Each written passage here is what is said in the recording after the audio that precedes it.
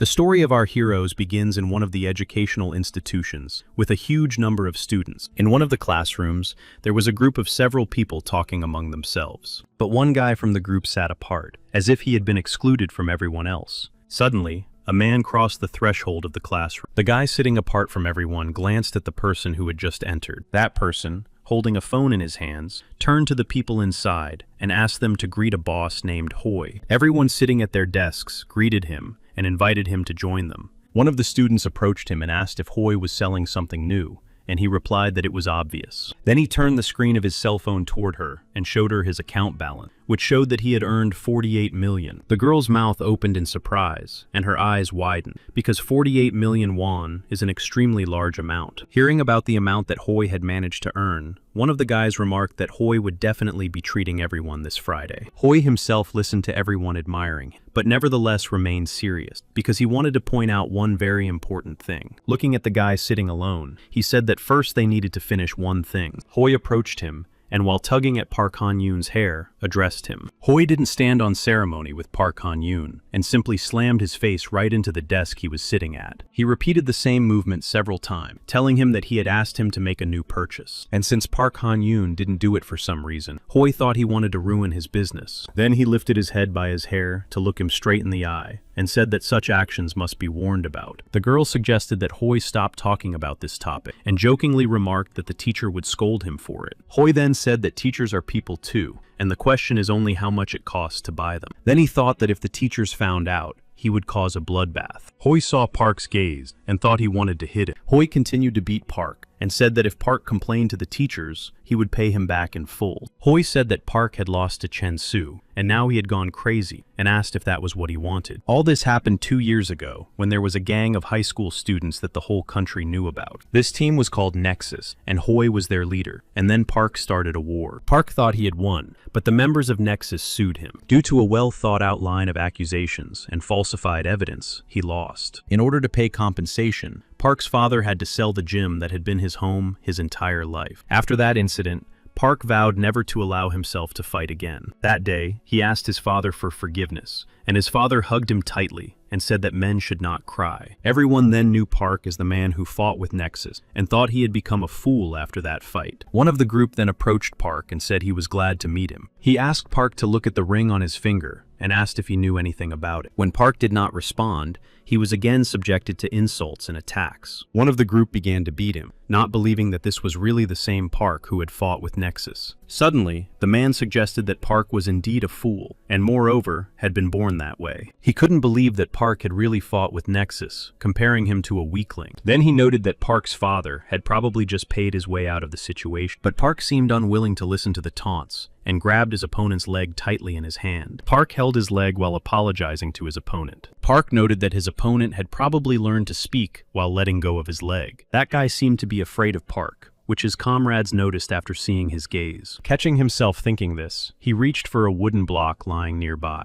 He raised his wooden weapon and swung it swiftly at Park. It wasn't long before the scoundrel began running the object across Park's face, comparing his writhing movements to a worm. After he finished beating Park, they continued on their way. Suddenly, someone appeared next to Park and started a conversation with him, saying that he did not understand his actions at that moment. He leaned closer to Park and asked what he was doing at that moment. He was curious why Park did not resist and allowed those scoundrels to simply walk away with their crimes unpunished. He told Park that if he were in his place, he would simply break them. Then he opened a bag with a huge amount of money in front of him, saying that he would give him money to sue them. Then the man said that if he didn't want to sue, he could defeat them and make them pay. Then he picked up a wad of cash and asked how much Park would need to defeat those scoundrels. But suddenly Park looked up at him and asked who he was. But the man looked away and said that he was the one who dreamed of saying goodbye to Chen Su. Then he suggested postponing the conversation for a while, because there were many ears around. When the scoundrels returned, they saw an incredible amount of real money. They were curious where Park could have gotten so much cash. Then the one who had beaten Park said that Park could have told him about the money right away, and then he could have been gentler. But this time Park did not remain silent, and aimed his elbow strike right at his opponent's face. When that scoundrel fell to the ground completely unconscious, his remaining comrades did not understand what was happening. Park said at that moment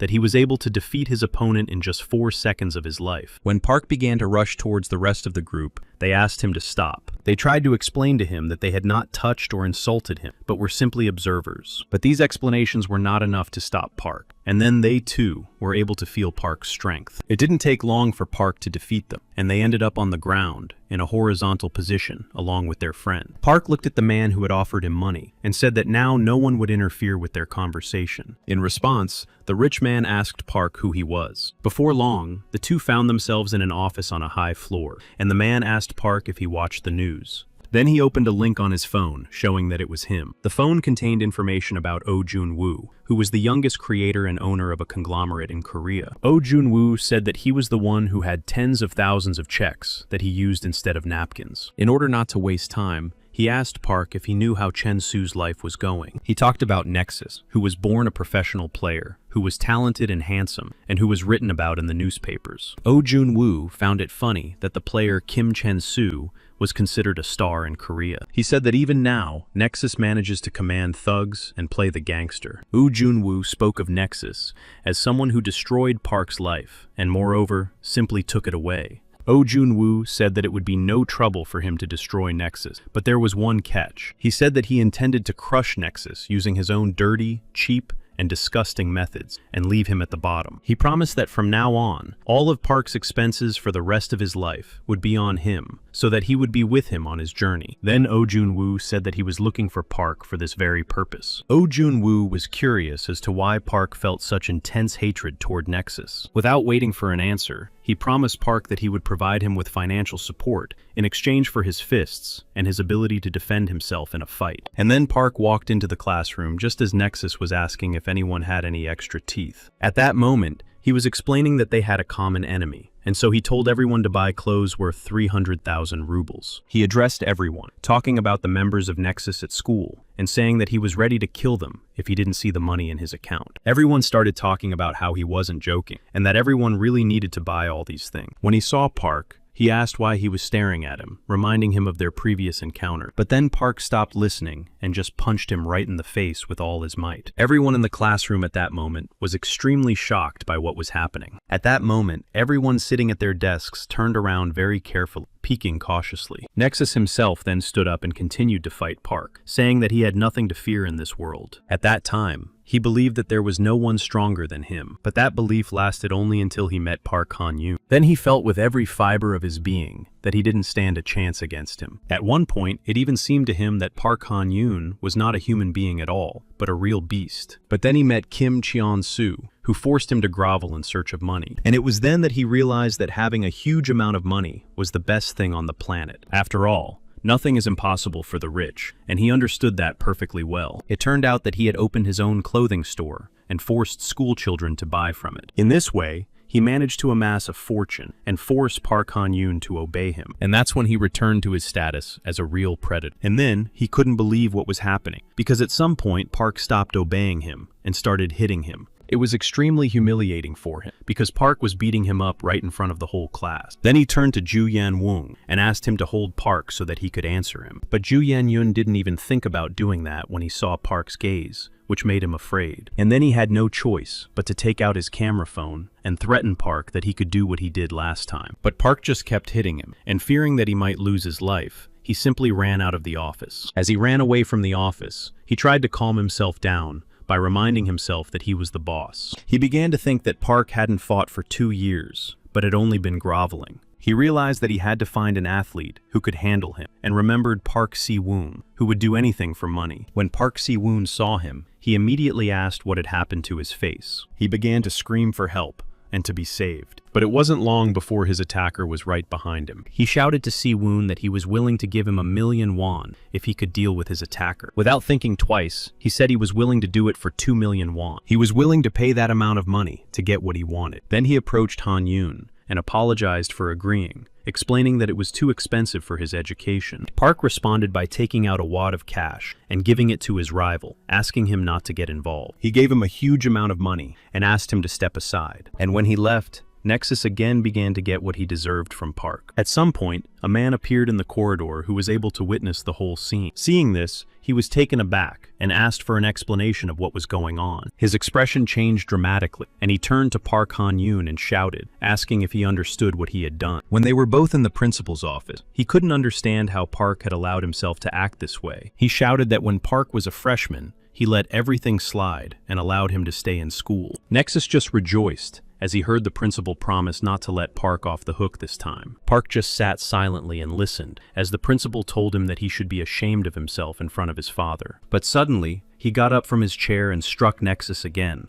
shocking the principal. The principal tried to restrain Park, but he was not very successful. Suddenly, another person appeared in the office, who also watched the whole scene. He entered the office and asked Park Han-yoon to slow down. Park listened to his instructions and calmly sat down in his seat, waiting for further instructions. It was clear from the principal's eyes that he had no idea what was going on, or who the man who had just entered was. The man greeted him and introduced himself as Kim Byung-kwon, a lawyer from the most influential law firm in Korea. The principal immediately wondered what could have brought Kim Byung-kwon to their school. After talking with the lawyer, the principal apologized to Park. The scoundrel Hoi was immediately expelled from the school. A little later, during a conversation between Kim Byung-gun and Park, Kim said that he thought it was all too easy for Hoi. He explained that it should have been revenge for 2 years of bullying Park, and that he should have paid dearly for it. Park became curious about what had happened to the principal, and asked Kim Byung-gun about it. Kim Byung replied that it was quite easy to make him agreeable. This was because he had many sins to his name, and when reminded of them, he agreed to all the conditions. Kim then explained that it was only a matter of time before Hoya ended up behind bars. He said that at the moment, it was better to keep him close, so that it would be easier to send him to a juvenile detention center. He also explained that he plans to send the school principal to a not-so-distant place. He said that he does not pay taxes to support teachers like that. Then he turned to Park with a question about whether he managed to refresh himself by letting out his anger, and noted that he should be grateful for that. Park replied that there was some truth in this, as he had indeed managed to let off some steam. Kim Byung then pointed out that he and Park had a lot of work ahead of them, for which he would be able to thank him. After that,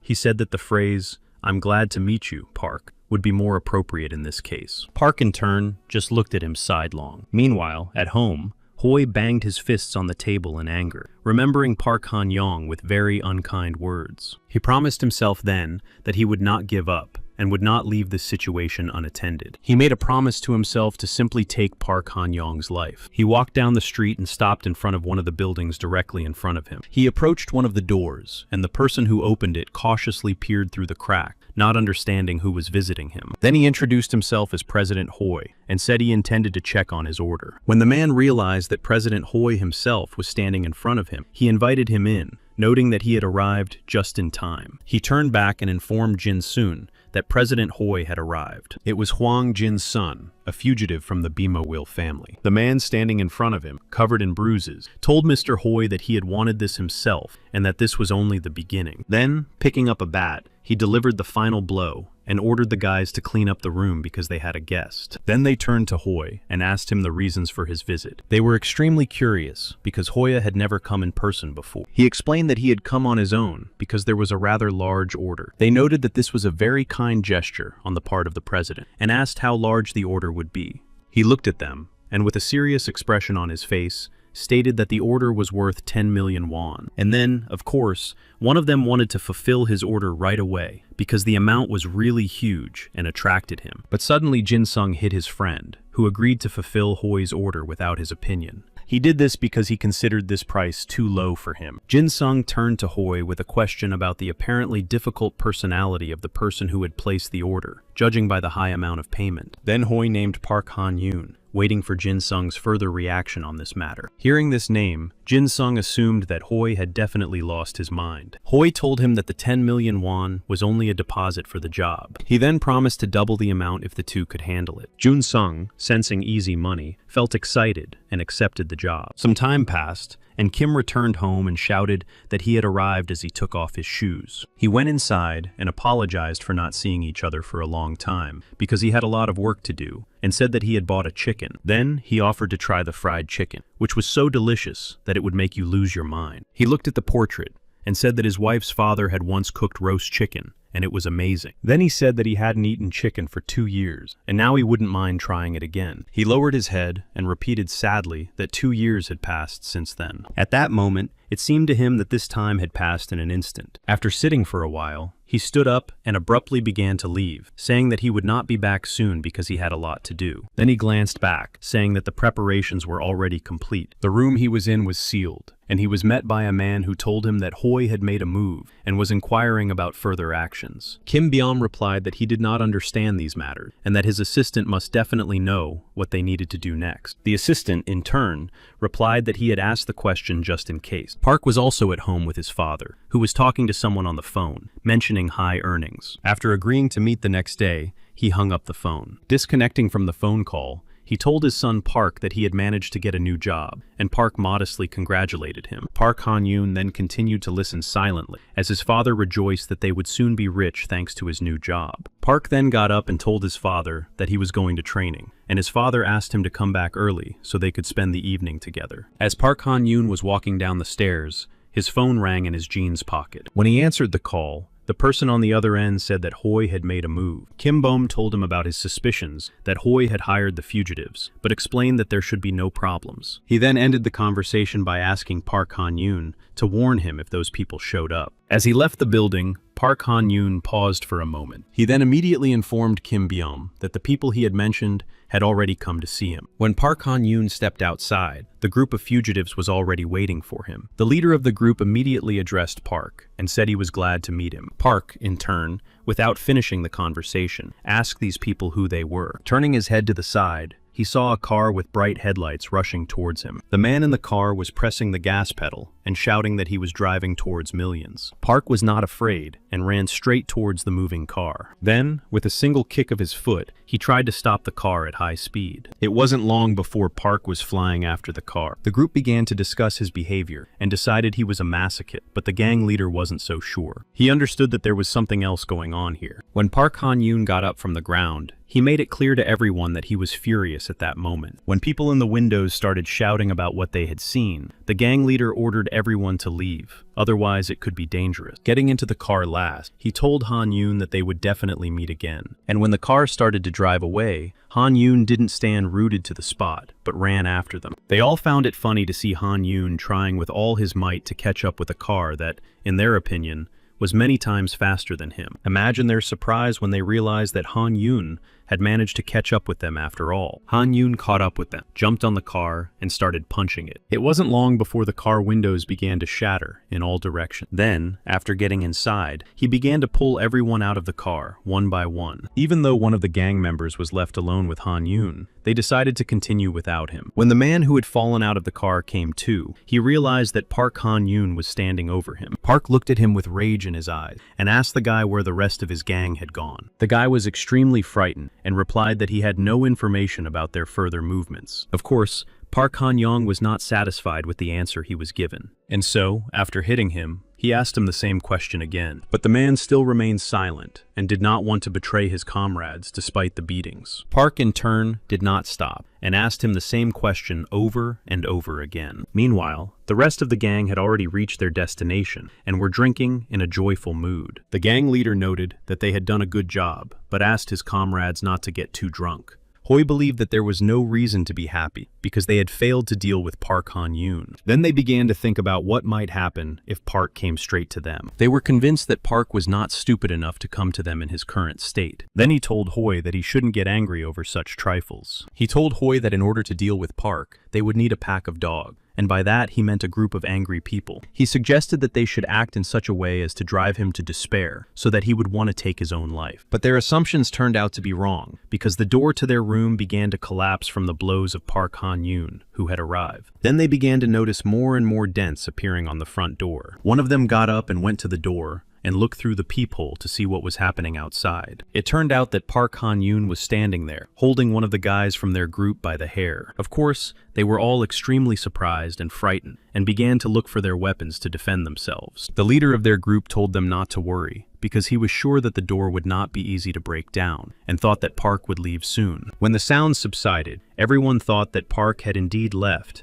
and given up trying to get to them. But suddenly, one of them changed his expression, as if he had seen something terrifying. He could see Park climbing onto the balcony, and this became a real problem for them. It wasn't long before Park broke the windows in the room and entered. They were all amazed because their room was on the 3rd floor, and he still managed to get there. Without further explanation, and in order not to waste time, Park Han-yoon began to attack everyone he saw in front of him. Everyone who was in the room at that moment only had time to fly in different directions from Park Han-yoon's blows. After dealing with several opponents, he invited the next group to come and get their share of blows. The leader of the gang stood and thought about how he had messed up, and noticed that Park was not the least bit afraid. He immediately made a decision, and ordered the guys from his gang to take Park Han-young. They immediately followed their mentor's order, but it did not lead to anything good for them. When one of them found himself directly under Park Han-young, with his throat under his hand, he shouted to his comrade to finish Park off. Without wasting any time, he hit him on the head with a bat,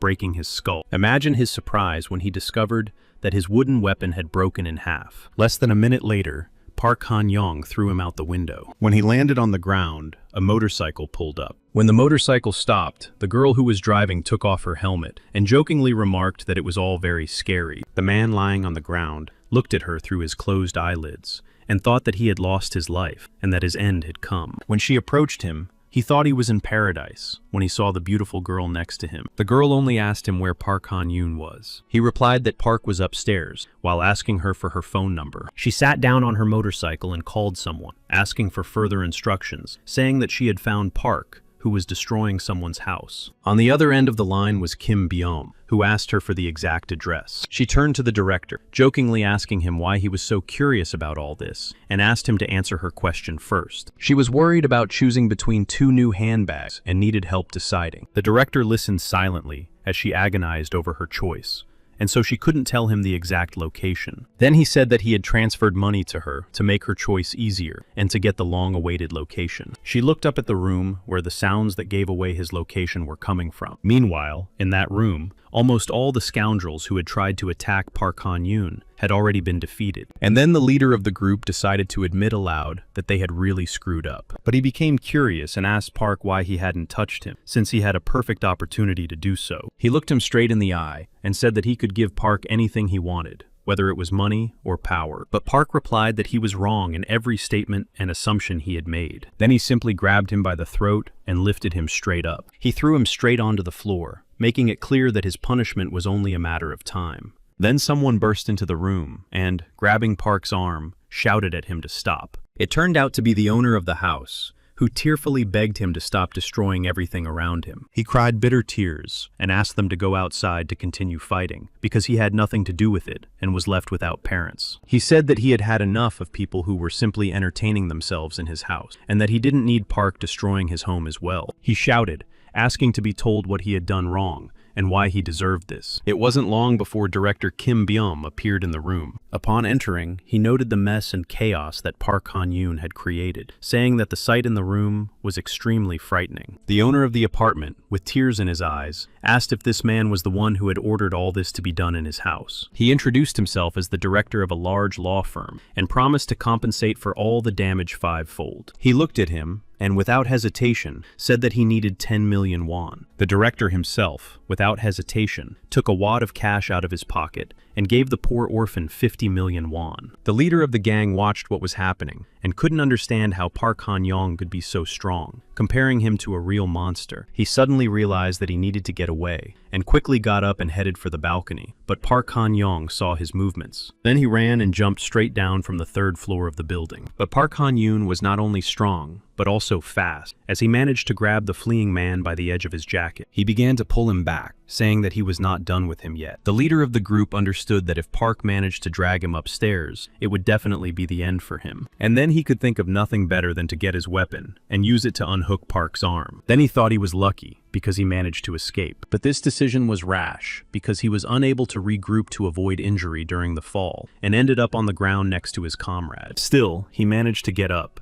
and, holding his injured shoulder, moved on, trying to get away. The director, watching what was happening from the balcony, was amazed at that man's will to survive. Suddenly, the man who had been defeated in the corner of the room laughed loudly, saying that Park and his director were in big trouble. Park Han-young and Kim Byom turned around and waited for an explanation, because they had no idea what the man was talking about. It turned out that the guy meant that they had gotten themselves into big trouble, because they were just cogs in this big and dangerous system. He explained that the guy's father was the director of the Haiwoon company, and that dealing with fishermen was very dangerous. When he said that the company had enough money to wipe out Bam and Park, they began to look at him with interest, and he replied sarcastically that, judging by all appearances, they probably hadn't been lucky. When the fugitive finally managed to reach his destination, the first thing he did was go to his father. His father was the director of the company, Hwang Hae-yoon. He approached his son and, seeing what had happened to him, demanded an explanation and the names of his attackers. He then looked at his father and asked him to deal with those two for what they had done to him. And when his father said that his son might regret it for the rest of his life, he replied that he didn't care at all. His father jokingly remarked that his son was not in the most enviable position to ask for help. His father asked his son to lift his head and said that in such a situation, any hint of weakness or insincerity would repel anyone. Then he asked him to think about what he needed and to ask for help only when he was ready to risk everything. He turned to his father and said that he intended to take the lives of his offenders at any cost, no matter what. His father smiled as if that was exactly what he wanted to hear. Returning to his business, he immediately called Chief Kim to try to resolve the issue. He called Chief Kim and ordered him to bring him 2 barrels. At the same time, he said on the phone that he needed to teach some people a lesson. It wasn't long before a bunch of cars headed toward the guy who gave the order. It was a bunch of people who rushed over and brought the promised 2 barrels. When they got together, they came to Park and Kim Byom, who didn't understand why so many people were involved in teenage fights. He then explained that those very teenagers had expressed a desire to take their own lives. Kim Byom replied that no one here was planning to say goodbye to their lives. When director Hwang Hae-yoon realized who was standing in front of him, he couldn't believe his eyes. The leader of that company immediately called his director and said that they had clearly run into problems. He was told on the phone that all deals with DJ Company for the second half of the year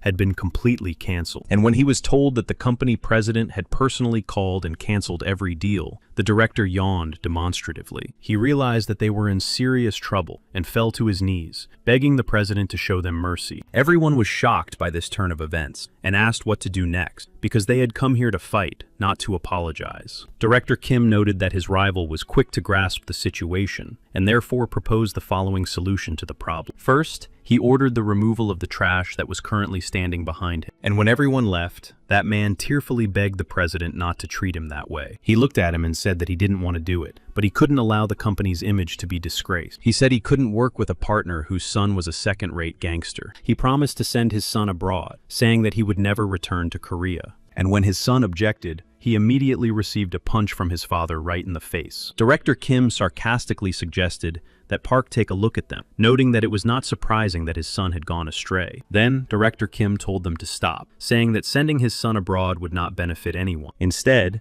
he told him to fulfill several conditions in exchange for his reconsideration of future deals. And then he talked about the 50 million won he had lost because of his son. And so the first condition was that his son had to work off all that money himself, down to the last penny. But the father did not understand how his untalented son could earn such a huge amount of money. But obviously, Kim had his own rather cunning plan in this regard, which was confirmed by his sly smile. He reminded him that he was a fisherman, and therefore suggested taking his own son on a deep-sea fishing trip where they paid well. The son himself understood that his situation was definitely bad, but he had no choice. It wasn't long before Kim Byom's first condition began to be fulfilled. Later, when Park and Kim were in the office, Park noted that Kim was definitely acting like a real villain, but Kim responded by asking Park not to get involved in problems where money might be involved. Park Han-yoon replied that he was not involved in such matters anyway. But then the girl who had been on the bike appeared behind them and asked Park not to play the hero, as the abrasions on his back were visible. Then Kim introduced Park to an Instagram star who was their informant and who would now work with them to destroy Nexus. This girl's name was Cho So-hyun, who had 570 followers on the network. She turned to Park and said that, according to rumors, he looked like a gangster, but she had a completely different opinion. However,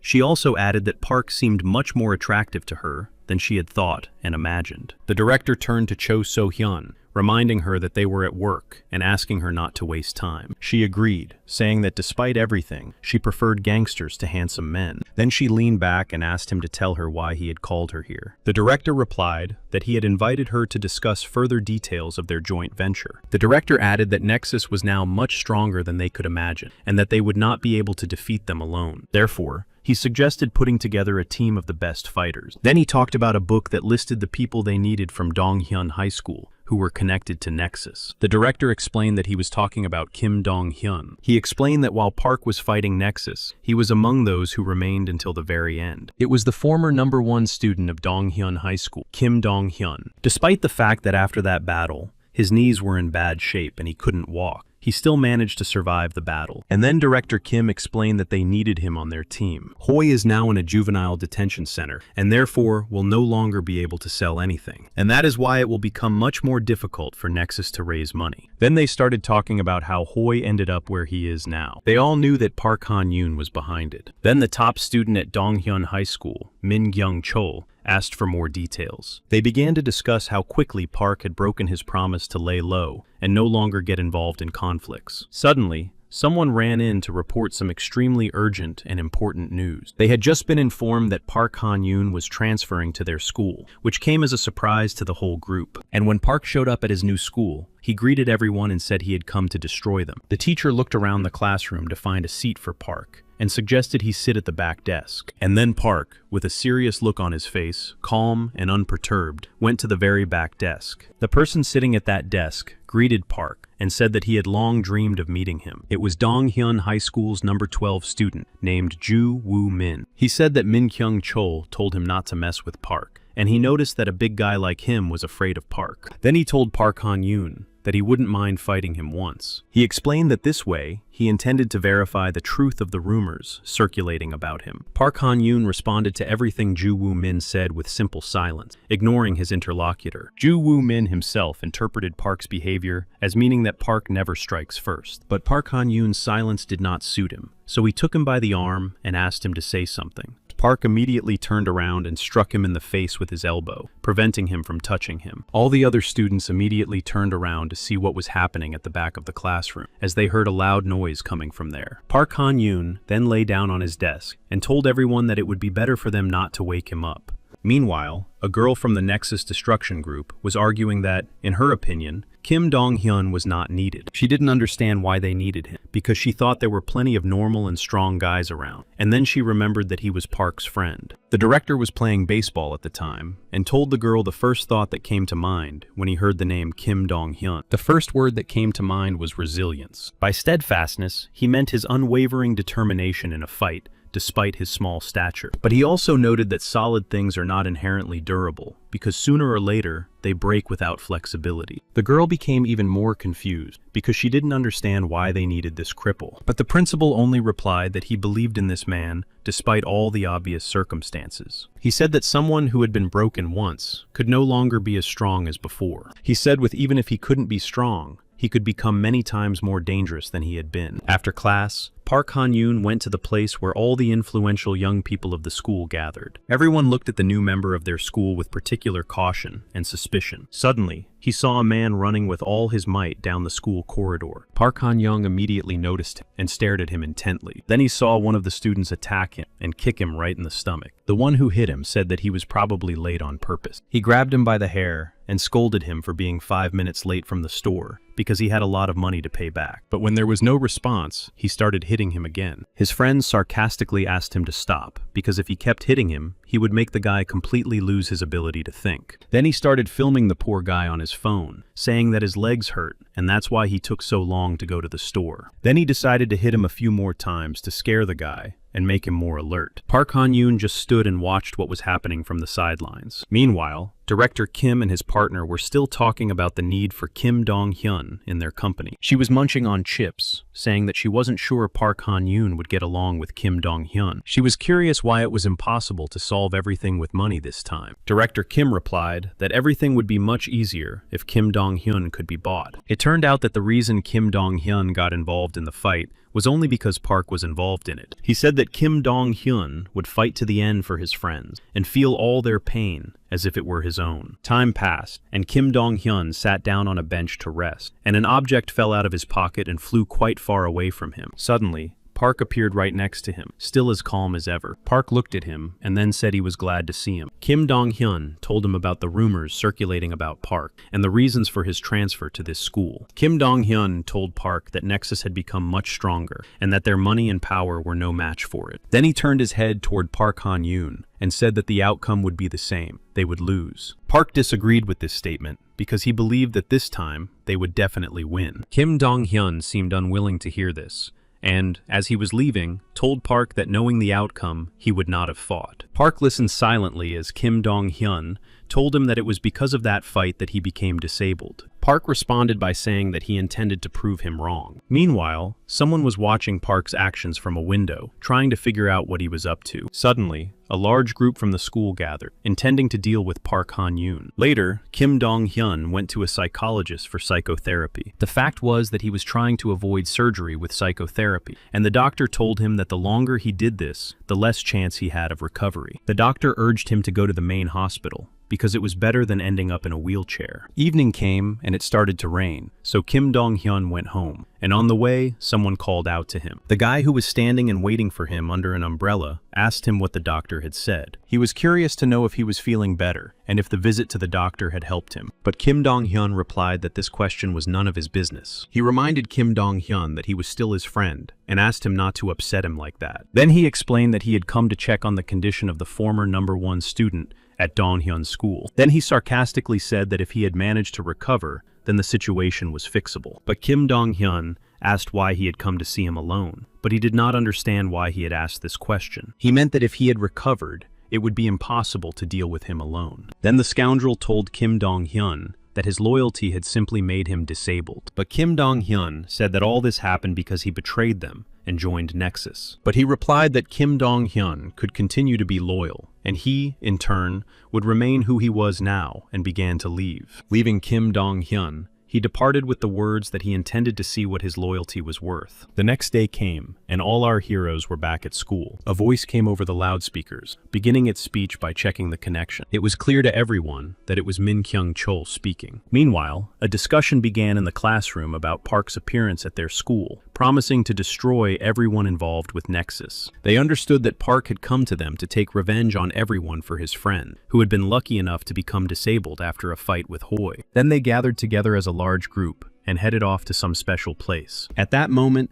they believed that the time had come to destroy Park Han-yoon. Park easily defeated them all, and sincerely did not understand what motivated them to make such decisions. After Park defeated everyone who attacked him, he asked the school to find out who the hunter was. But then a new group of people who dreamed of defeating Park Han-yoon approached him. In the end, only one person remained who did not dare to attack Park Han-yoon, who was sitting humbly at his desk. It turned out that Kim Dong-hyun was sitting at that desk and didn't move when he saw what was happening. But because Park was distracted by seeing his friend, the remaining attackers grabbed him. And this was the perfect moment to strike Park Han-yoon. But Park himself was not going to put up with all this, and after getting out, he began to attack those who were attacking him. It didn't take long for Park to defeat all of his attackers, despite the fact that there were a huge number of them. In the end, the school corridor was left full of beaten teenagers. When Park continued down the hallway, he encountered another group that did not seem friendly. They were curious to see if Park Han-yoon was tired from the battle he had to overcome. Rushing towards Park Han-yoon, they noted that they had not even started their battle yet, and were not acting at full strength. Kim Dong-hyun, watching all this from the classroom windows, did not understand why Park needed to arrange all this again. Suddenly, someone entered the classroom and said that if Kim Dong-hyun continued to sit there, his friend Park would be beaten with all their might. It was the principal's partner who came to ask him if he was Dong-hyun. When he asked who she was, she said she was Park Han-yoon's partner. He was shocked by this statement, but nevertheless explained to her that from now on he could not fight. But in response, she said that no one was asking him to do so. At the moment, she only asked him to tell her about Park Han-yoon.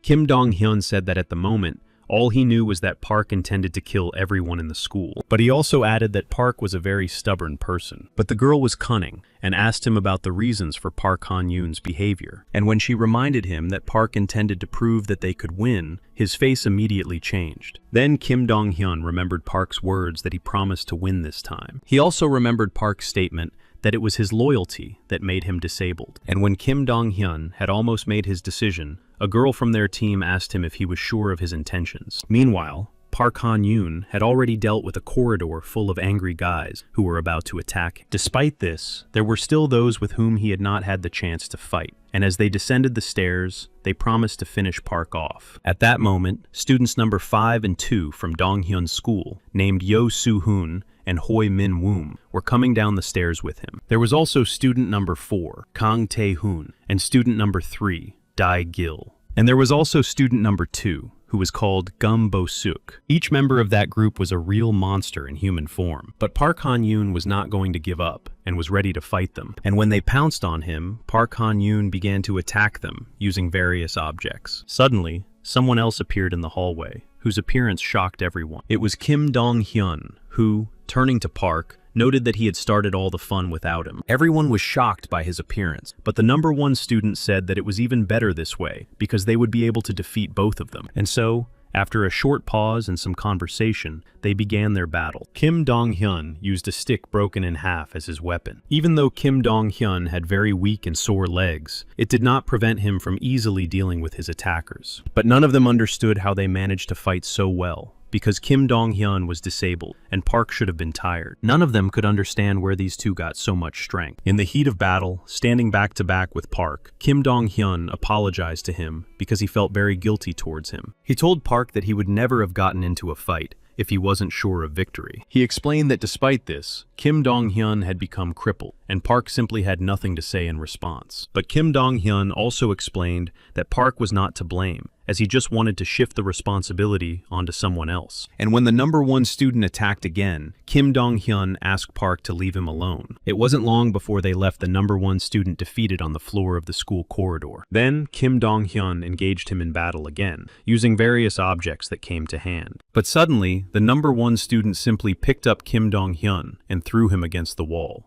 And after Kim Dong-hyun was left without weapons, he was curious to see how he was going to fight. But Kim Dong-hyun tore off his shirt, telling his opponent that he had no intention of fighting him with his bare hands. Seeing that Kim Dong-hyun had wrapped his shirt around his fist, his opponent laughed at this action. But it turned out that Kim Dong-hyun's shirt served as an object to wrap around his opponent's face. Then he knocked him to the floor and began punching him in the face, intending to kill his opponent. But the opponent, the first student, was not so simple, as he used techniques to grab Kim Dong-hyun. He pulled the shirt off his face, telling Kim Dong-hyun that now they were not the same people they used to be. After saying this, he struck Kim Dong-hyun directly on his injured legs, and Kim Dong-hyun fell to the floor in incredible pain. Saying that Kim Dong-hyun would pay for this, he intended to leave the scene. Kim Dong-hyun, however, had no intention of giving up, and asked his opponent where he was going, saying that he was not done with him yet. He stood in a fighting stand, showing everyone his intention to continue the fight. Obviously,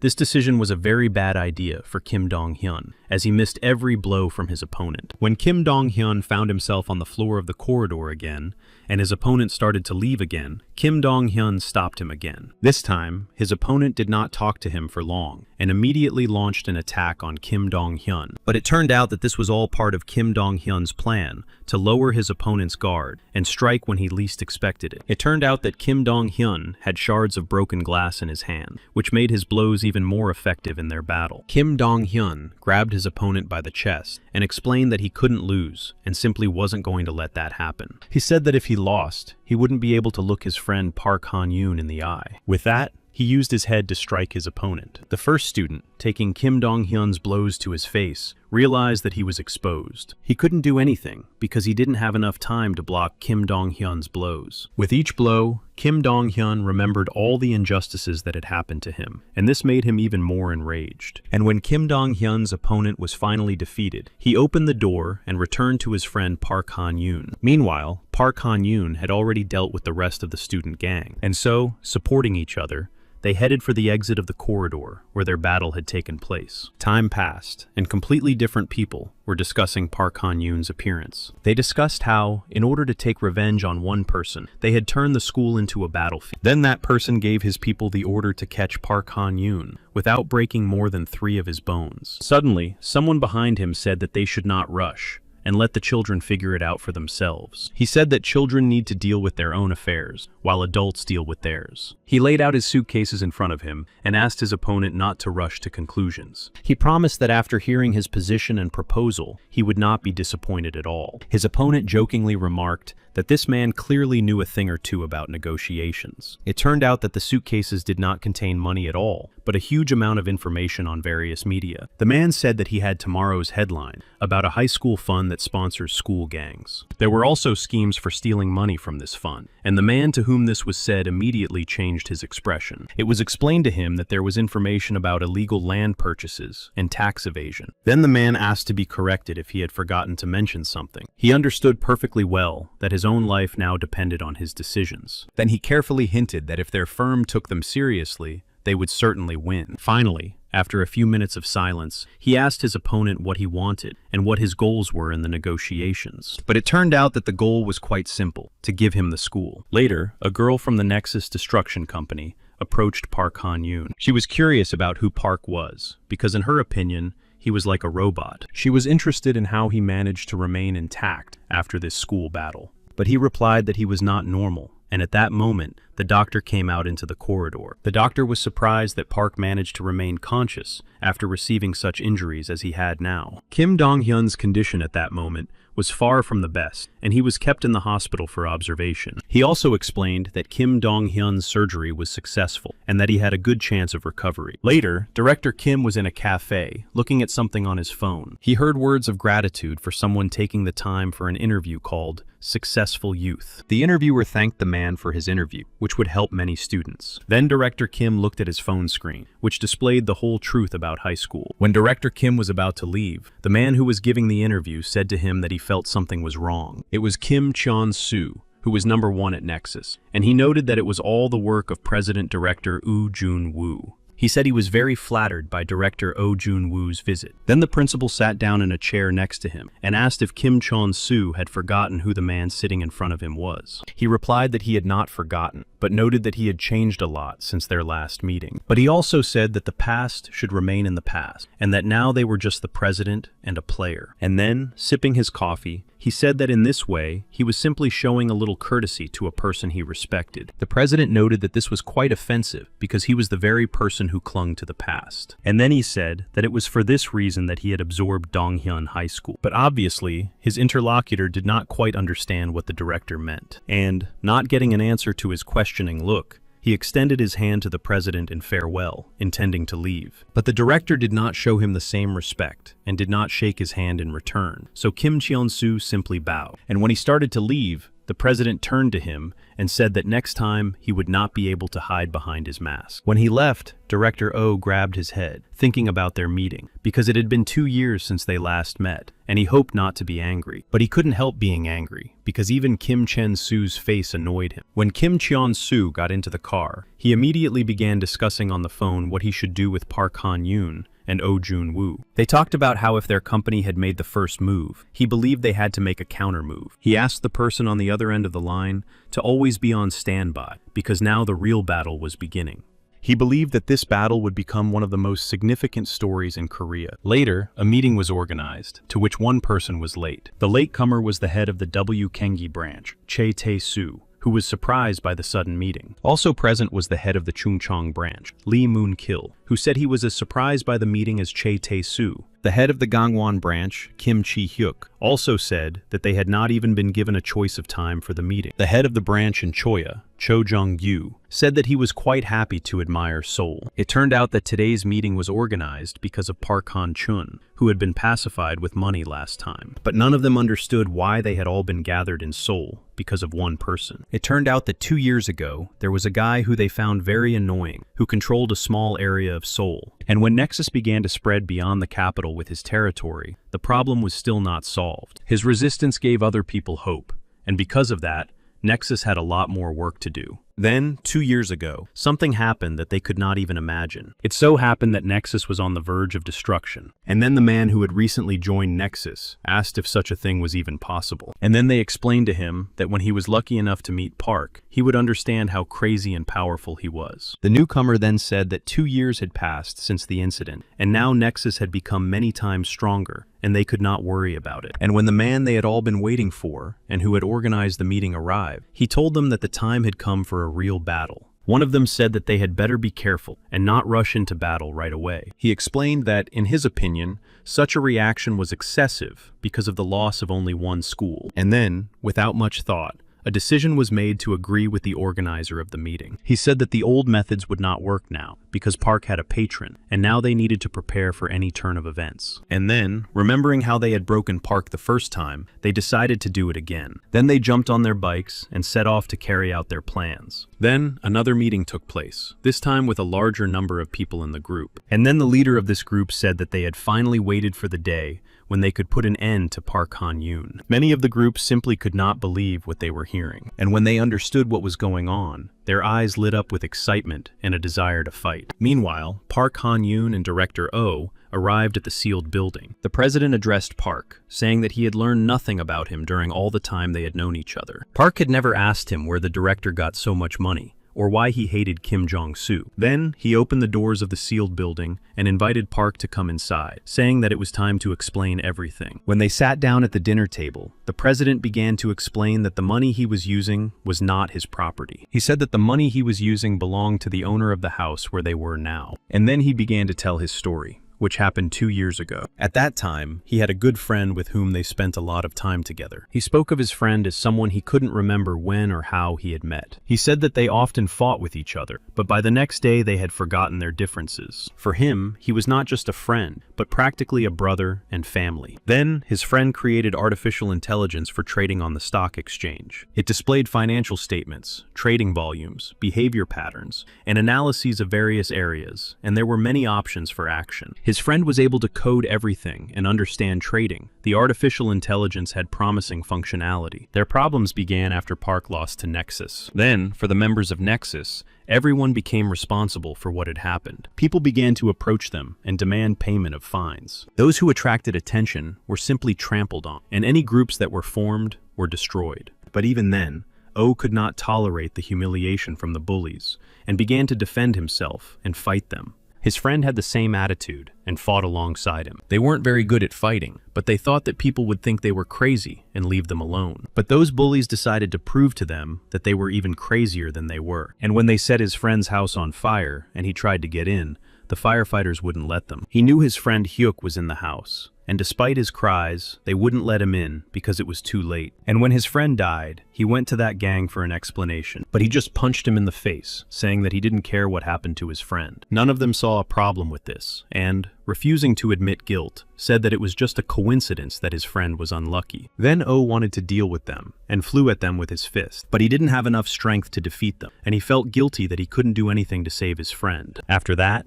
he was overcome by depression and terrible apathy, combined with indifference to everything that was happening. He couldn't get over it, and he didn't have the strength to fight Nexus. He even had thoughts of taking his own life. Then he sat down at his friend's computer and intended to delete everything and become someone who never existed. Looking at the computer, he saw that trading was taking place based on the data obtained and wanted to donate the proceeds to charity. When he saw the huge numbers in the account balance, he was shocked. He had mixed feelings because he imagined how happy his friend Hyuk would be now. He felt angry that he couldn't share this news with him. And then, only anger gave him the strength to go on living. Then he decided to use this money to crush Kim Jong-soo, even if he had to spend everything he had, because this money wasn't his anyway. Park Han-yoon was curious as to why he had listened to the whole story. The president said it was a kind of manipulation. After their conversation with Park, he called his girlfriend from their group and shared the work he had done. She jokingly asked why he had opened up to Park, noting that he saw a friend in Park. Then she reminded him that Incheon should be next in line. After all, he is the one who strikes first and thinks later, because the only enemy of smart people is someone who doesn't think at all. Without thinking much about it, he agreed with her and said that she was absolutely right on this issue. Suddenly, several motorcycles appeared next to the car in which the president was traveling and surrounded it. As they drove by, the motorcyclists threw several open cans of paint directly into the car. But for the president, it was like some kind of thrill, and he immediately grabbed his seatbelt and began to fasten it. The driver was tense and asked the director to hold on tight. The girl was still on the line and, hearing the terrible sounds, asked the director if he was all right. But the phone was no longer in Oh Jun-woo's hand, and he could hardly hear anything. The car was covered in paint and stopped in the middle of the road, and the girl kept yelling into the phone, demanding an answer. Suddenly, one of the bad guys picked up Oo's phone and answered her yell, asking if she was his lover. He asked her to pass something on to Park Han-yoon, and she listened to him with clenched teeth. He told her to say that they could find the director at the GQ warehouse in eastern Incheon. Then he threw the phone right onto the road, saying that once he passed on this information, Park would definitely understand where he needed to go. Meanwhile, Park Han-yoon was walking home in the evening. He thought about what Oh had said, that his anger gave him the strength to live on. But it turned out that Park had no intention of stopping, despite what director Oh had told him. Suddenly, right in front of Park Han-yoon, there was a girl from their group who had arrived on her motorcycle. Without further explanation, she told him to jump on the back without turning off the motorcycle engine. She shouted to him that the people from Incheon had kidnapped Oh Jun-woo. Meanwhile, Oh Jun-woo woke up and, coming to his senses, did not understand where he was. Looking around, he could see the people from Incheon, whom he had always considered scoundrels. But then the first number, named In-soo, indicated that Oh Jun-woo was now just bait for Park Han-young. Hearing this, Oh Jun-woo laughed loudly, which completely baffled those around him. He laughed because just 2 years ago, the people from Incheon begged Park for forgiveness, and now this was the most foolish decision for them. Oh Jun-woo was sure that even now, their company would not be able to deal with Park Han-yoon. Suddenly, a guy ran up to them and reported that Park Han-yoon had already arrived at the appointed place. Then number 1 turned to Oh and said that the current head of Incheon was different from the previous one, and that today they would prove their worth. When they arrived at the location, she stood behind Park Han-yoon and asked him to deal with these scoundrels. But then the thug who met them said he would take them to the location and ordered them to be quiet. As they walked, the thug said that in Incheon, they fight one-on-one. As they followed the Incheon representative, the girl noticed the guy's height, saying that she had never seen such a tall guy before. She noticed his huge muscles and assumed that he was taking some kind of low-quality chemicals. But in response, he remained silent and did not react to the girl's comments. She definitely didn't like being ignored and asked him to answer her immediately. She began to bombard him with questions about his body and muscles, mentioning his tall stature, but then he turned around and ordered her to follow him, telling her to shut up. In response, she asked him not to be nervous and asked permission for one last small question that was bothering her. Before asking, she reminded him of what happened 2 years ago when they begged Park for mercy, and then no one fought with him anymore. Then, pointing her finger at Park, she noted that they still hadn't been able to defeat him, calling them losers. He heard everything she said and turned around, asking her not to provoke him. Then he turned to face her and said that he would gladly teach her a lesson, his voice sounding confident and intimidating. But then Park Han-yoon stepped forward to defend her, and his decisive move interrupted the conversation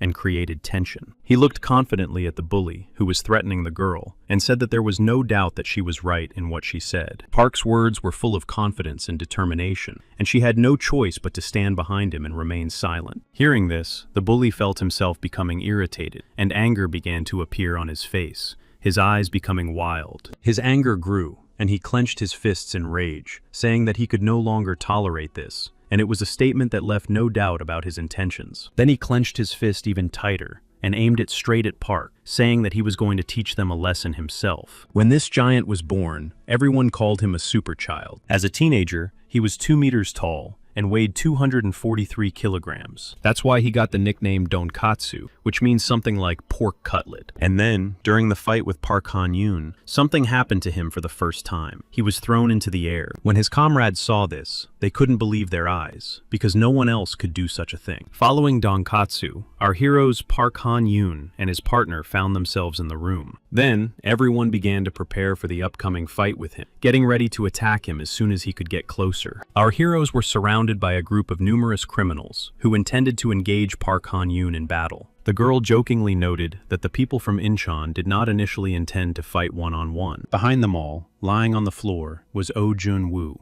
who shouted to Park Han-yoon so that he could see him. He asked him to release him as soon as possible, saying that his legs had already gone numb in this position. Suddenly, a man appeared who asked the people who were about to attack to disperse and began to approach, taking off his jacket. It was number 1, who intended to defeat Park Han-yoon alone. And when they met face to face, number 1 noted that they hadn't seen each other in a long time. Park Han-yoon looked at him and realized that it was his younger brother, Nam Man-soo. Number 1 turned to Park and told him to stop talking and get down to business, because he had been waiting for this day for a long time. When Park didn't respond, number 1 said that he would strike first and began to attack. When number 1's hand was heading towards Park Han-yoon, he noticed that he had become very fast and that he would not be able to dodge. That's what happened, and Park Han-yoon took the blow right to his face. After the blow, number 1 told Park that today he would definitely pay for all the humiliation he had endured 2 years ago. For some reason, Park Han-yoon's speed was not enough to withstand number 1's blows. Number 1 said that if victory came so easily, he would not be able to quell his anger, and asked Park not to disappoint him.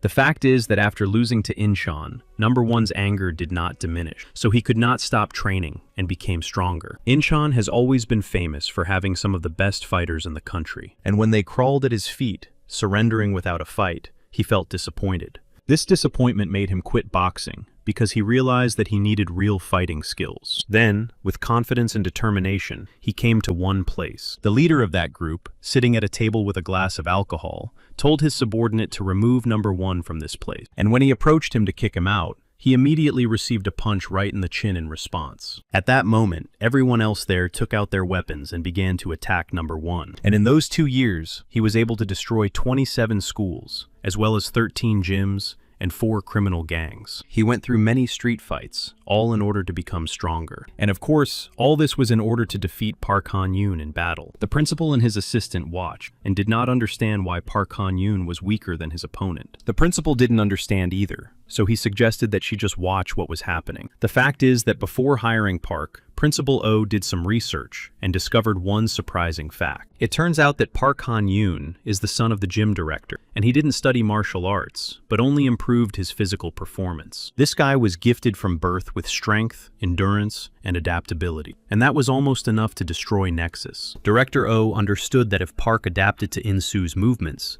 he would be able to turn the tide of battle in his favor. But there was a problem. The problem was that Nam In-soo himself understood this as well. The boxer's advantage was that the blows he delivered without gloves were much more effective than if he had fought with them on. Nam In-soo's plan was to deliver as many blows as he could, while he was able to do so, in order to be ready for the second round. Finally, Park Han-yoon pounced on his opponent, preventing him from attacking any further. The number 1 Nam In-soo did not understand where Park Han-yoon got the strength to push him away. After Nam In-soo managed to push Park away, everyone present could see the rage in Park's eyes. Thanks to Park Han-yoon's rage, he gained the strength and speed to defeat Nam In-soo. And when the next blow landed right on target, Nam In-soo realized that it wasn't just Park's luck, but his incredible strength. It was also important to note that Nam In-soo is one of the fastest fighters in history, but Park Han-yoon is a real monster compared to him. Director Oh explained to his girlfriend that despite the difference in speed, Park compensates for it with his incredible strength. Director Oh also explained that Park did not allow himself to be hit and got used to his opponent's movements. During the ongoing battle, Nam In-soo realized that Park Han-yoon was anticipating his attack. He was angry because he had trained for a very long time, but was still unable to defeat Park Han-yoon. Director Oh watched what was happening and realized that this was definitely the end. Suddenly, someone in the crowd watching the fight shouted at Donkatsu, urging him to help his friend in the fight. Then Nam In-soo realized that his brother Man-soo saw the same thing in the fight with him. And then, looking Park Han-yoon in the eyes, he realized that this was not something a human being could handle. He understood perfectly well his feelings of fear towards him, and as a result, his desire to run away. Suddenly, his comrades from the Incheon gang rushed towards the place where their fight was taking place. And then Donkatsu shouted that he was ready to deal with Park Han-yoon instead of Nam In-soo. Then he shouted to his entire company with an order to stop, and not to do it under any circumstances. And then Nam In-soo fell to his knees, telling Park Han-yoon that he had lost again. The last time a person he respected bowed his head to Park Han-yoon, he felt extremely ashamed of this act. But now that he was in his place,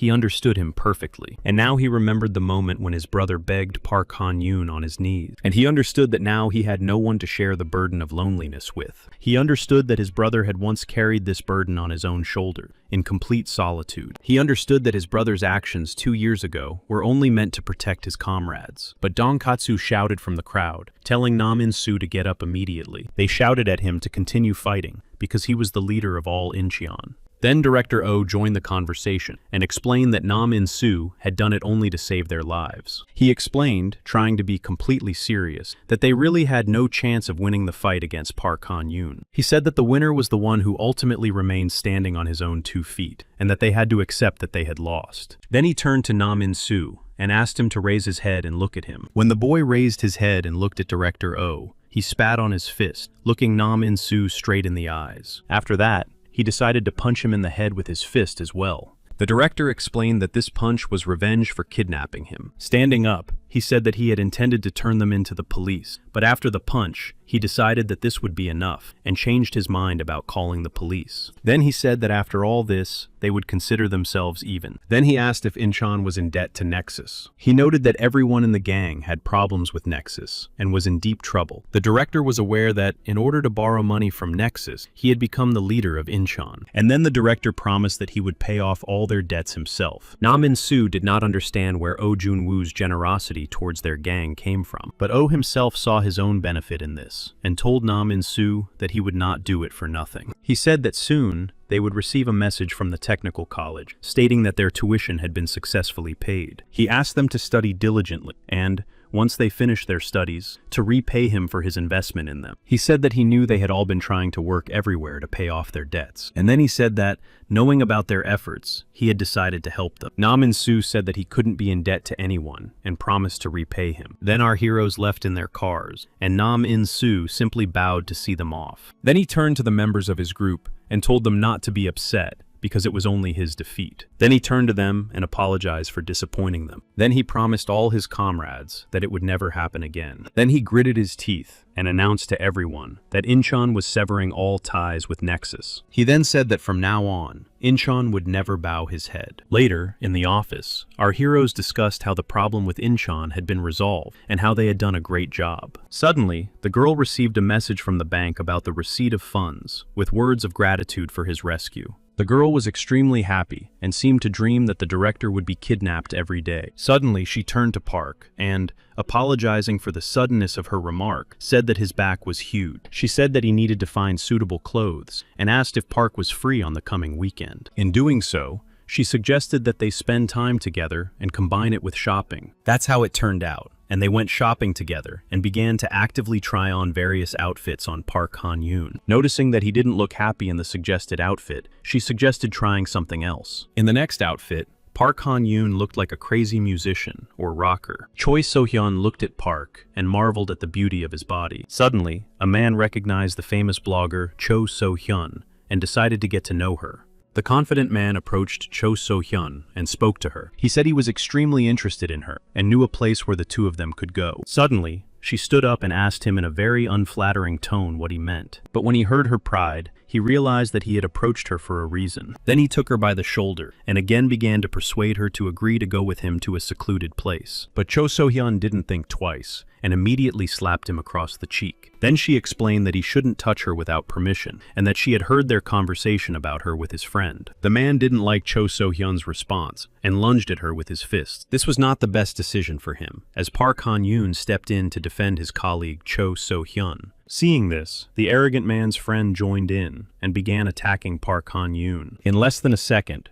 Park Han-yoon attacked him too. In the end, when Park Han-yoon grabbed him by his clothes, he apologized to him. Suddenly, the store manager ran up and ordered them to stop fighting. Otherwise, she would have to call the police. Choi So-hyun told the manager that it was just a minor incident, but she turned around and asked what she considered to be a minor incident and demanded compensation for the damage caused. Meanwhile, the action takes place in the Nexus Game Zone. The head of the Game Zone, Choi Tae-soo, was interested in whether the people from Incheon had left. Talking on the phone, he said that now they needed to make a move, and they wouldn't have to worry about Park Han-yoon. Then he told the person on the other end of the line that he needed to end the conversation, because he had to continue working. Then, sitting in front of him was a man who was busy playing a very exciting game. The head of the gaming zone, Cho Tae-soo, looked at him and suggested that he finally reveal his cards. With a trembling hand, he reached for the coveted card, hoping to win and get the money. Seeing the result, the player was disappointed because he lost again. Choi Tae-soo pointed out that the man opposite him had a debt of over 120 million, and his limit had been exceeded. Saying that the game was interesting, he ordered his subordinates to show the debtor how they collect debts. The girl was frightened and begged them not to do it, saying she was ready to do whatever Cho Tae-soo said. Then he turned to her and, holding out an object, said that it would be impossible to refuse. The card he gave her had a picture of a girl named Cho So-hyun on it. Meanwhile, Dong-hyun was still in the hospital, but had regained consciousness. The staff at the clinic where he was staying scolded him for putting too much strain on his body. Then a man came to the clinic to meet with him and congratulated him on Dong-hyun's successful surgery. It was director Oh Jun-woo,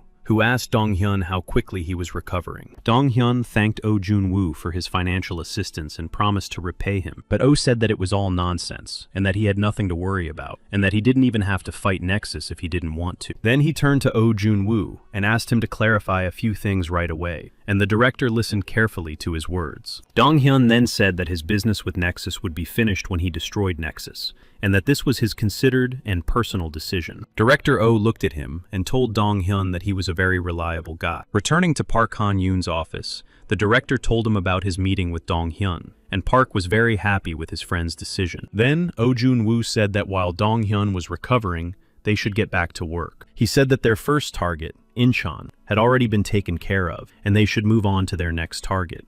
By the second goal, Oh Jun-woo meant the head of the gaming zone named Cho Tae-soo, who had driven Incheon into debt. Then he turned to Park Han-yoon and said that he probably didn't know him. Director Oh told Park about him as the main capital of Nexus, and that all of his income was based on lending and loans. Then he told Park Han-yoon that Cho Tae-soo was now the first person they needed to destroy. But before proceeding with the plan, they decided to meet with someone who could help them. Then they met with a man who demanded protection in return. He then began to tell them that Cho Tae-soo was not a human being, but simply a demon. It turned out that this man, who had been telling the story before, was completely different, and many confused him with a star because he looked good. Of course, it was gratifying for him to hear such statements, because at that time, he had a cherished dream and goal that he was striving for. At that time, he dreamed of becoming an influencer and a favorite of the public who would set trends. But it turned out that in reality, it was extremely difficult to get a huge number of subscribers. No matter how hard he tried,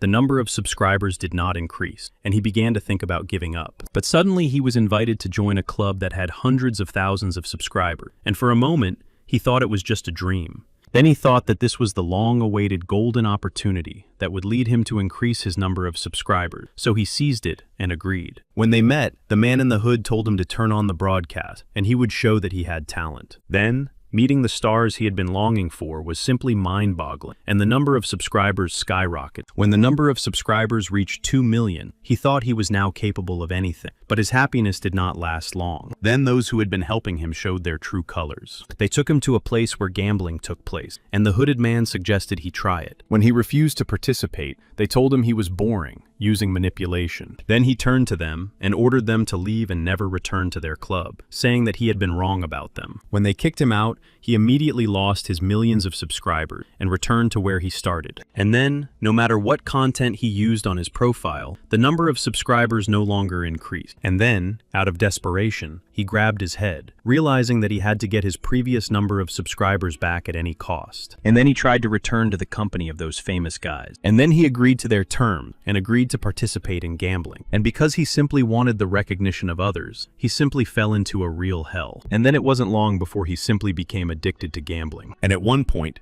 he lost everything he had. He realized that he had spent all his money, and even the money in his father's account, and he had to get it back at any cost. And then, in a moment of complete despair, he appeared, coming at just the right time. It was Cho Tae-soo, who volunteered to help the man who was already desperate at that point. Concluding his story, he said that Cho Tae-soo then offered to lend him money, and he, of course, agreed. In the end, he said that Cho Tae-soo gave him 5 million a month, and he accumulated debts that he was unable to pay off in 10 years. But what annoyed him most was that it had all been a trap from the very beginning. And then he was overcome with hysteria again at how helpless he now found himself. Then, director Oh Jun-woo said that it was not his fault at all, but the fault of those who decided to play with someone else's dream. The director then turned to him and asked him to be patient a little longer while they and Park Han-yoon took care of everything. After that, he broke into Nexus by kicking open the door to the building. He stormed into the building, demanding to play those gambling games again. It turned out that this was Director Oo's plan, because he asked him and Park Han-yoon to go there and play together. Director O then promised him that once they got in, they would destroy Nexus once and for all. And then, when he arrived at the place where the games were held, he put a bag filled with a huge amount of money on the table. Oh Jun-woo's plan was to win all the money available at that gaming club. Moreover, he had a plan on how to pull it off. He explained that in a fair game, the croupier would not be able to win all the time. He understood that they were playing and winning by cheating. Therefore, Oh Jun-woo's plan was to outplay their entire system and, as a result, simply destroy it. That day, the hopeless gambler bet everything according to plan, because there is one unwritten rule in gambling. If someone is caught cheating, they lose everything they have. And at that very moment, Park Han-young joined the game. A group of security guards who worked at the gaming club approached them, and one of them ordered them to leave, while the money would remain with them. But then the responsibility for them fell on Park Han-young's shoulders, as planned by director Oh Jun-woo. Then, they forced the croupier, who was running that very dishonest game, to play. Throwing the ball, Park immediately hit the clearly marked target. When Park raised his hand and saw the ball inside the ordinary game accessory, he realized that he was dealing with another swindler. Director Oh noted that all this was as rude as ever, but as honest as possible. After everything that had happened, Cho So-hyun and Cho Tae-soo met. He apologized for the trouble and suggested discussing the offer he had for her. He then asked her to share Oh Jun-woo's plans with him, and at that moment, he offered to triple the amount that Oh Jun-woo had promised her for the information she would provide him. Hearing the offer of triple the monetary reward, she agreed with burning eyes. She said that she would give him her account number right away, and then immediately tell him about Oh Jun-woo's plans. Choi Tae-soo was extremely surprised at Choi So-hyun's quick decision on this matter. Then he reminded her of the consequences that could arise if she suddenly decided to give them false information. She took her phone, and after confirming that the money had been transferred to her account, said that she had no reason to lie to them. She stared at her phone and began to talk about looking for information about Oh Jun-woo's next move, and said that they might not even have to wait. She continued to stare at her phone screen and counted aloud to 10 in reverse order, misleading everyone who was there. Choi Tae-soo sat there, looking as if he had no idea what the countdown meant. When she reached 1, she said that Park Han-yoon was going to destroy the Nexus game zone. And that's exactly what happened, because at that very moment, one of the guards knocked down the door that Park Han-yoon had come through. And before long, Park Han-yoon himself was inside the game room. Behind him was the offended man, who sarcastically suggested they play again. They had no choice but to try to stop Park Han-yoon on their own by attacking him. But obviously, this turned out to be their deepest mistake, which cost them their strength and health. Choi Tae-soo himself did not understand what he should do in this situation. Then he realized that he could not be stopped at all, and felt a terrible fear in that moment. Then his left and right hands, Charlie and Rodriguez, decided to try to save the situation and protect their master. Choi Tae-soo himself decided to run away while he had the chance. Meanwhile, Park Han-yoon was able to deal with the two thugs, who only looked strong but didn't have enough strength to win. As he ran away, Choi Tae-soo realized that thanks to his money, he would be able to find a way to defeat Park Han-yoon. When director Oh Jun-woo realized that Choi Tae-soo had escaped, he said that it wouldn't take long to find him. Then Choi Tae-soo went to his friend, who worked on something, and said that now, all he had to do was give the order, and Park would be finished. And right then, the order was given, and the button on the specialist's keyboard was pressed. Then they launched an advertisement on the World Wide Web. The fact is that the Kengi Gaming Zone is quite popular, and everyone knew about it. But it is not as popular as the illegal gambling site, which was the main source of income. After all, the total number of active Nexus users is about 80,000. And then Park Han-yoon was thrown in as bait. Everyone understood that such a high reward meant only one thing. Park Han-yoon was a real monster. In that case, he decided to offer not just a one-time reward for Park, but a whole list of payment systems as an incentive. And so, anyone who needed money could damage Park for a separate fee. When the hunt began, everyone actively tried to attack Park Han-yoon in every way possible. When Park grabbed her hand and looked at her, he realized that she was not from Nexus. Suddenly, someone behind him also tried to hit him on the head with a bat. Park Han-yoon was able to dodge this blow as well, but he had no idea what was going on. After dealing with the attacker, he stared intently at the girl, forcing her to explain what was going on. Then she showed him the advertisement about him on her smartphone. Park Han-yoon understood perfectly well that all this was done by Cho Tae-soo. Suddenly, another company hungry for money shouted that it had found its target. There were a terrifying number of people who wanted to harm Park Han-yoon, and they were all rushing towards him. Choi Tae-soo turned to the person who had made all this happen and asked if he knew why he had chosen gambling. He explained that it was the easiest way to turn poor people into obedient dogs. He also spoke about beggars, for whom even their own lives are not worth a penny, and who are willing to take a person's life for money. His plan was to make people lose control of themselves and turn them into obedient dogs. But Park Han-yoon was not going to play along with them and push them aside one by one. Among the attackers, he even saw children who looked at him with kind hearts, but held weapons in their hands that could kill a person. At that moment, director Oh Jun-woo called Park and asked if he was okay. He said that Park needed to wait a little longer, because Oh Jun-woo's people would be there soon. Park said he didn't need help, but asked Oh to find Cho Tae-soo as soon as possible. Then, the head of Director Oh's security came to him, waiting for further instructions. Director Oh Jun-woo was furious, and ordered the head of security to prepare his men immediately. As Park Han-yoon continued to fight them off, some asked him for permission to kick him in order to get money for the treatment of their loved ones. When Park Han-yoon disappeared, he found himself inside a building, and it seemed that this was also someone's plan. An ambush awaited him there, offering him a little game. And then Park realized that ordinary people had been used only to lure him to this place. Park understood that he was facing Nexus people, and therefore noted that he was very happy to meet them. It didn't take long before Park Han-young began to scatter all the people attacking him in different directions. The others, watching Park Han-yoon fight, were shocked and did not understand if he was even human. Suddenly, director Oh Jun-woo called and told Park that he had managed to find the place where Cho Tae-soo was hiding. Park replied in a completely calm voice that he had received the information and was about to leave. And when Park headed straight for those scoundrels in order to finish them off quickly, they felt a strong sense of fear. They began to push each other in order to hide more quickly and were afraid that Park would get to them. But Park did not touch them and simply walked past, telling the director on the phone that he would arrive shortly. Choi Tae-soo and his friend were watching what was happening on the surveillance camera when Park looked there. He turned to Choi Tae-soo and asked if he had managed to see Park's face. Choi Tae-soo replied that he had managed to see it, and noted that Park did not look very pleasant. When Park started to move on, he was met by another group of people who wanted to fight him. They watched what was happening on the surveillance cameras, and thought that Park would surely meet his end now. Then the programmer suggested dealing with director Oh Jun-woo right away. Choi Tae-soo realized that this was an excellent idea, and raised his friend's salary by 500 won for it. And so he was about to press that coveted button that would launch an advertisement about Director Oh on the network. And then the face of Director Oh Jun-woo appeared on all the screens. Choi Tae-soo was surprised at how quickly his friend had managed to do what he wanted, but the programmer told him that he had nothing to do with it, and that he hadn't done anything yet. And then laughter, belonging to Oh Jun-woo, followed from the surveillance screens. They couldn't turn him off the screens, because the computer had been hacked, and there was no way to access the server now. Oh said from the screen that it was all useless because the security was weak, and they were able to hack everything at once. Then, Oh Jun-woo said that he planned to do to them what they had done to others. Then a photo appeared on the screen, and Cho Tae-soo was extremely surprised because it was his own website.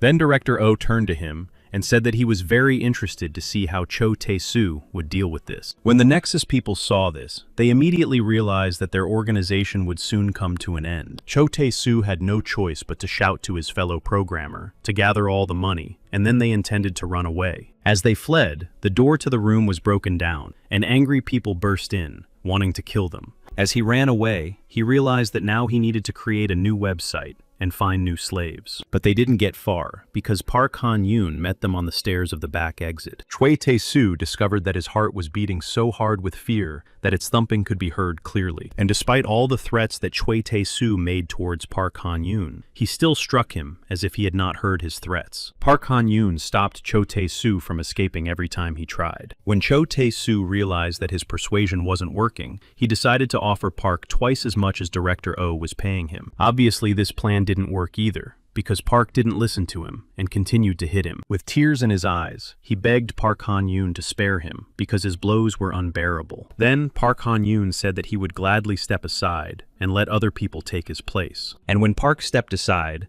a crowd of other people pounced on him. Soon, those bloodthirsty people got what they wanted, and the advertisement with his face on the website was completed. The head of security reported to Director Oh that Cho Tae-soo would be recovering in the hospital for about 14 weeks. He said that all websites had been blocked, and that after his discharge from the hospital, they would begin proceedings. Suddenly, Jung-soo came to the hospital and brought oranges to the sick Cho Tae-soo. Jung-soo didn't beat around the bush and immediately asked him how things were going with his money. Cho Tae-soo even got up from his bed and apologized, saying that he was indeed to blame. Then Jung-soo grabbed Cho Tae-soo's arm so hard that it hurt him a lot. Cho Tae-soo screamed in pain because his whole body hurt after the fight with Park Han-yoon. Jung-soo then said that he had nothing to apologize for if he wasn't going to give up. Jung-soo looked at him and said that he had to return every penny to him. Meanwhile, Dong-hyun had recovered, and it was time for him to be discharged from the rehabilitation clinic. The nurse who had been caring for Dong-hyun all this time wished him luck and asked him not to get involved in fights anymore. Then he turned and said that such advice should be addressed to someone else. Leaving the clinic, he found a group of people extorting money from someone again. They extorted money from him, and when they realized he didn't have any, they decided to knock out a couple of his teeth with a hammer. Dong-hyun saw a ring belonging to the Nexus people on one of the thugs. Then they held his head in such a way as to remove the teeth from his mouth and asked him to raise his hand if it hurt. One of the thugs who was doing all this asked him not to move, otherwise he could damage his palate with the tool. Suddenly, he looked away and seeing Dong-hyun,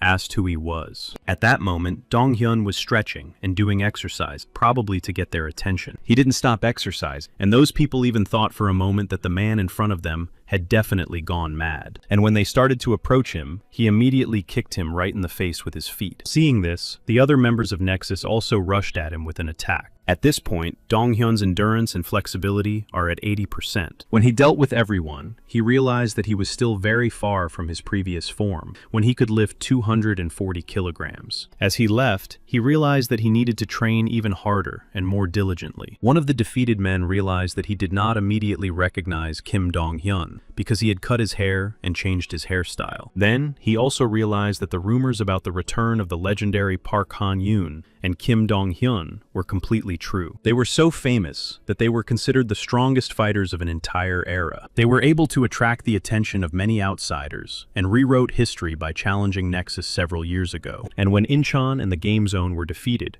everyone understood that the legends were returning. Some felt fear and anger upon learning this, but there were also those who held a different opinion on the matter. For such people, the return of Park Han-yoon and Kim Dong-hyun became a kind of hope. Later, Jung-soo met someone who said that we had another chance to face the legend. This person then said that Jung-soo only comes to him when it concerns Park Han-yoon. Jung-soo then went to a man named Baek Moon-yeon, who was extremely serious at that moment. Jung-soo then told Baek Moon-yeon that they needed someone who could handle Park Han-yoon. Reminding Jung-soo of what happened 2 years ago, he said that he was not going to be his lapdog. Jung-soo then said that 2 years ago, he had no choice, and promised that this time everything would be completely different. Asking for this, Jung-soo told his interlocutor that by doing this, he could get anything he wanted. He then asked if his wish could be to get the entire Nexus. But in response, Jung-soo suggested that Park Moon-yeon think carefully before saying anything. Park Moon-yeon then told him to relax, as he was just trying to joke around. Accepting Jung-soo's order, he said that after completing it, he would be waiting for a drink from him. Left alone with his thoughts, Park Moon-yeon realized that Jung-soo had another plan for him. He then understood that Jung-soo was planning to get rid of both of them at once. When he discussed all this with his comrades, they realized that they had a bad feeling about this matter. It was a man named Cho Ju-yong, who was Park Moon-yeong's right-hand man.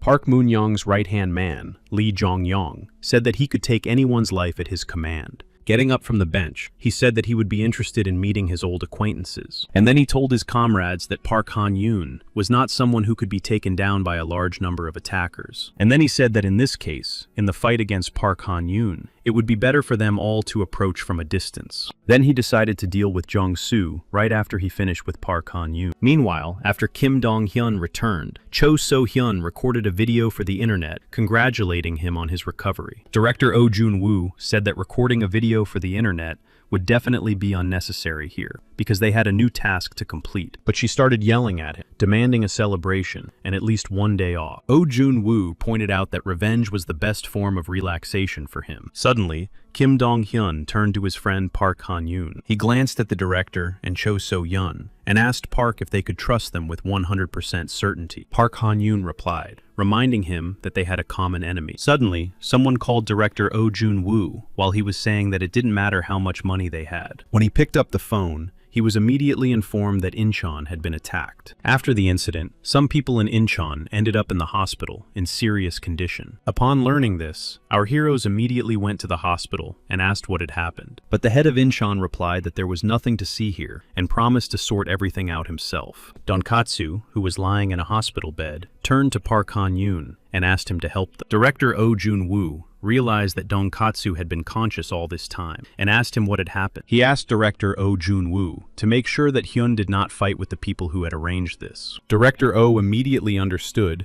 that he was talking about the people who were members of Nexus, but he was interested in who specifically it was. And then he said that the attacker was a man named Baek Moon-yeon. The fact is that Park Moon-yeon's handwriting was immediately recognizable. Then Kim Dong-hyun said that Park Moon-yeon was the one who had injured his legs back then. Later, there was another important meeting for Jung-soo, where he thanked the director for his hard work, and the director said that everything had gone well. Jung-soo then suggested that now was the most convenient time to start implementing their plan. He said that next month, school children across the country would start playing the game, and then continued with the topic of their projects. He said that if their projects took the lead, the shares would rise from 15,000 won to 80,000 won. But the man opposite him was not sure that this was even possible, and looked at his opponent with distrust. But Jung-soo told him that sometimes you just have to believe, and everything will fall into place. Then, as he rode down in the elevator with another man, they talked about the game, which had orders placed all over the country, and that there would be no problems. Jung-soo told him that this was his area of responsibility, and therefore he did not plan to get involved. Then this man suggested that Jung-soo had decided to push Park Han-yoon into the hands of Baek Moon-yeon, and that unknown man, addressing Jung-soo,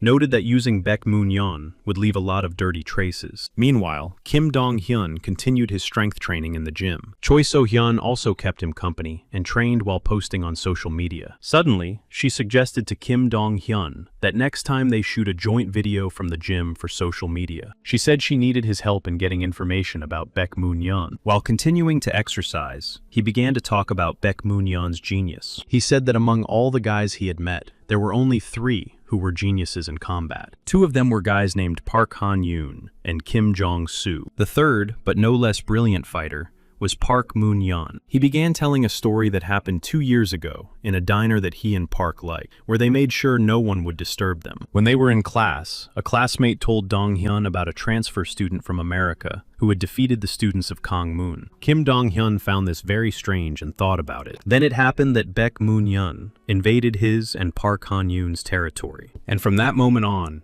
everything began to change dramatically. He was then able to subjugate all the schools in the surrounding area. In addition, he pitted them against each other in order to destroy the weakest among them. There was absolutely no reason for such actions, because he was simply that kind of person. Rumors about Baek Moon-yeon spread very quickly, and judging by the route, this school was supposed to be next. But no one at the school was worried about it because Kim Dong-hyun was there. And when Kim Dong-hyun was looking at his phone in class, someone walked in. When Kim Dong-hyun saw the person who had entered, he was simply shocked and asked what had happened to his face. Then the guy walked into the classroom and, addressing Kim Dong-hyun, warned him not to underestimate Park Moon-yeon. And when he fell to the floor, there was a note on his jacket with the place and time of the meeting with Kim Dong-hyun. That same evening, they arrived at the park at the appointed time. They waited for almost an hour and decided to start going home because it seemed to them that no one else was coming. Suddenly, right in front of them, another person fell down, and on his shirt was written that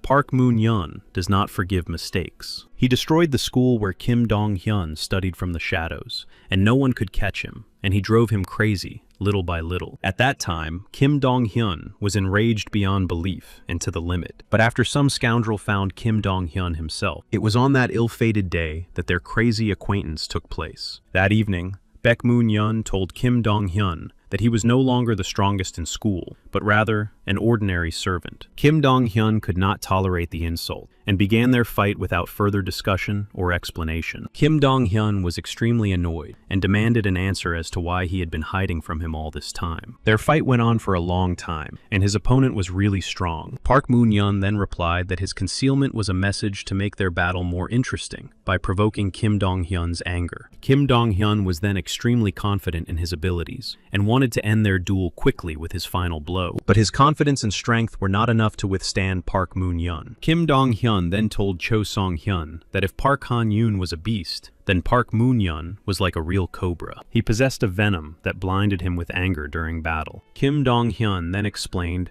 that by giving in to his anger and resentment, he had lost his advantage. Kim Dong-hyun realized that he could not lose focus under any circumstances. Kim already understood that he had underestimated his opponent, but his opponent gave him time during the fight to realize this. In the end, both of them were knocked out by the blows they had inflicted on each other. As a result of all this, someone managed to report the incident to the police. And since they all had to leave the place where the police were already rushing, Baek Moon-hyun decided to stop their fight for the time being. As he left, he said that next time he would come back and be much angrier than he was during their fight. And so, their fight ended in a draw, with no winner. Later, when they were walking together with Park Han-yoon, Park told his friend that he had heard certain rumors. Then his friend Park Han-yoon offered his help to deal with this problem. Kim Dong-hyun then replied to Park that he would have to intervene anyway, because Park Moon-hyun was planning to take over the entire district. Then he turned to his friend and asked him to avoid fighting with him, because he intended to deal with this scoundrel himself. After that, the other side discussed that they were wrong in thinking that Kim Dong-hyun was weaker than Park Han-yoon, and that they also had problems with him. Then he ordered his assistant to go through the captured schools and gather a group of the 100 best and strongest fighters. At that time, he assumed that even the two wildest beasts would not be able to cope with such a situation. Meanwhile, Jong-soo and Lee Moon-gil were having lunch together in Busan. Lee Moon-gil began discussing rumors that Baek Moon-hyun was determined to target Park Han-yoon. He wolfed down his food and said that he feared they might lose Busan as well. He also noted that he had heard that Park Han-yoon and Baek Moon-hyun were roughly equal in strength. He then suggested that they could get rid of both of them at once. But Jong-soo did not respond to the suggestion, and getting up from the table, told Lee Moon-gil to get up and come with him. There were a huge number of men standing outside the panoramic windows, and Jong-soo said that they needed to deal with them first. Suddenly, the people outside began to destroy everything in their path in order to get inside. Lee Moon-gil immediately called his entire company and ordered them to respond to the invasion and finish off the attackers without wasting much time. Then a real battle began between them, with one group attacking the other. At that moment, Jong-soo himself joined the battle without wasting any time. Meanwhile, Baek Moon-hyun arrived with his entourage, consisting of his right and left hands as deputies. He then addressed the 100 fighters he had found, explaining that they had gathered to deal with Park Han-yoon. He explained that he understood their fears and concerns perfectly well, but nevertheless said that they could not continue to live in fear. He then said that if they were no longer willing to endure humiliation from Park Han-yoon, he invited them to join him. He promised them that if they were successful, they would be able to live their lives as they wished. Regarding Nexus, he also explained to them that he intended to climb to the very top of this pyramid, so they had nothing to fear. And then, after Park Han-yoon's impassioned speech, they were all ready to radically change history and the future. At that moment, Park Han-yoon himself appeared in the building, dragging someone by their clothes with complete confidence and calmness. He then said that the hundreds of people they had found would not be enough to defeat him. He took off his jacket, threw it aside, and walked confidently straight into the crowd toward the upcoming battle. He walked through the crowd of hundreds of people and approached Park Moon-hyun, deciding to meet him in person. Park Moon-hyun introduced himself and thanked Park Han-yoon for coming in person and saving him time. But Park interrupted his polite remarks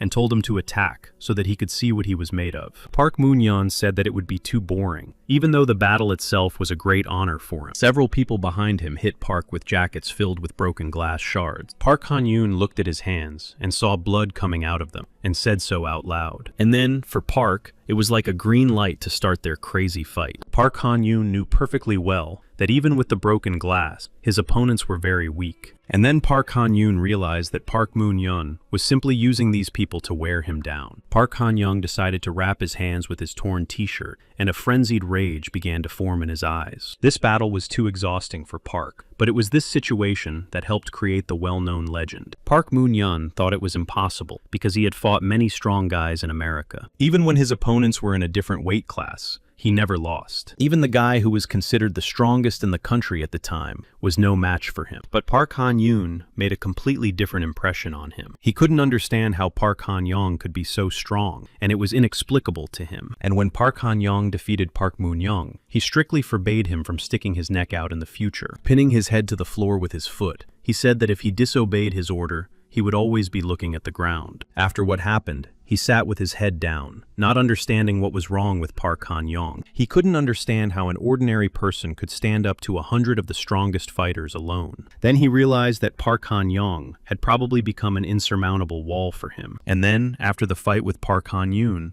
he disappeared for a while, but that didn't mean he had given up for good. At that time, news of the battle quickly spread online and became one of the most popular stories. Chong-su then realized that Nexus was now in a difficult position, and for this very reason, they tried to take territory by force. But then Park Han-young exceeded all expectations and destroyed everyone who stood in his way. First was the territory of Incheon, then Gyeonggi, and then Gangwon, and Park managed to drive all the anger out of them. Chong-su then realized that in order to instill fear in people again, they needed to defeat Park Han-yoon in a fair fight. It was then that Chong-su decided to deal with this problem himself. Then, a man named Leon Kim came to him and said that putting the entire Nexus on the line would be a very risky decision. He explained that it was not worth the risk for the sake of gaining just one district. They then discussed the possibility of recruiting someone who was not a member of Nexus. Jung-su then came up with a new plan and went to talk to the previously defeated Baek Moon-hyun. Jung-su then offered him a plan on how to deal with Park Han-yoon, and in return, he would be able to take these territories for himself. And then, to start with, he suggested seeing what Kim Jong-soo from Nexus was like. And when Park Moon-hyun started attacking, Jung-soo easily stopped his fist with his hand. Jung-soo then said that he had an excellent plan to defeat Park Han-yoon. He said that he was the best candidate for the job. Baek Moon-hyun replayed the events of the past in his head and felt humiliated again, so he asked Jung-soo to tell him about his plan. At that time, Kim Dong-hyun was returning home alone and was surrounded by a huge crowd of people. At that moment, Kim Dong-hyun thought that Nexus would still play by the rules of bare-handed combat. He couldn't even imagine that they would use dirty tricks and weapons in battle, and he underestimated them. When Kim Dong-hyun saw the attacker's hairstyle, he immediately recognized him. Then Park Moon-hyun sent a photo of his friend Dong-hyun and wrote the address and a message to hurry up in the message. When Park Han-yoon received the message, he was extremely shocked by what he saw, and that's how the final battle of that war began. When Park Han-yoon arrived at the appointed address and saw Park Moon-hyun, he reminded him that he had ordered him not to stick his neck out. But then he picked up an object and said he would never back down. And when he began to desperately beat his friend, Park Han-yoon immediately rushed to his aid. But it turned out to be a trap, and Park Han-yoon did not notice the chain he had fallen into. Everyone began pulling on different ends of the chain in order to grab and immobilize Park Han-yoon. But Park Han-yoon simply took all the chains and tore them apart, hurling them at their owners. In the end, he was unable to completely free himself from the chain, and those scoundrels pinned him right in the center of the room. But Baek Moon-hyun just shouted joyfully that the main thing in all this was not friendship and honesty, but victory and nothing else. Then he felt excessive excitement and asked Park Han-yoon to show him what he was capable of in order to save his friend. Then he ordered all his men to attack Park Han-yoon. But despite the chains, all the attackers flew apart, one after another. Seeing what Park was doing, they thought he was capable of breaking all these binding chains and considered him simply a monster. And that's exactly what happened. It wasn't long before the chains broke one after another. Then, the next part of the plan came into play, and they decided to set fire to everything around them. But then Park Moon-hyun approached and hit Park on the head, causing him to bleed. Seeing that Park Han-yoon had fallen to his knees from the blow, Park Moon-hyun thought that it was all over. Then he stepped on his head, shouting enthusiastically that he had defeated Park. When the building was already actively burning, they all shouted at Park Moon-hyun that he needed to leave as soon as possible. They dragged Park Moon-hyun away by force, as he couldn't bring himself to finish off Park Han-yoon. Park Han-yoon remained lying on the ground, and Kim Dong-hyun realized that it was all his fault. He understood that Park wouldn't have had to deal with these people if it weren't for him, and now the consequences of that battle still haunt them both. That day, Park approached Dong-hyun and apologized for being a little late. When they left the burning building, they were met by the police. A couple of days later, the police came back and they realized that everything had been planned from the beginning. It was all set up to look like Park Han-yoon had arranged it all to take revenge on students from another school. All the witnesses who were there at the time testified against them, so the police were not on their side. The biggest problem was that the burned-down building belonged to Kim Jong-soo's family. At first, they demanded compensation, and then they demanded it from the parents. In the end, the injured party decided not to pursue the matter further. Jong-soo then said that a public apology from the perpetrators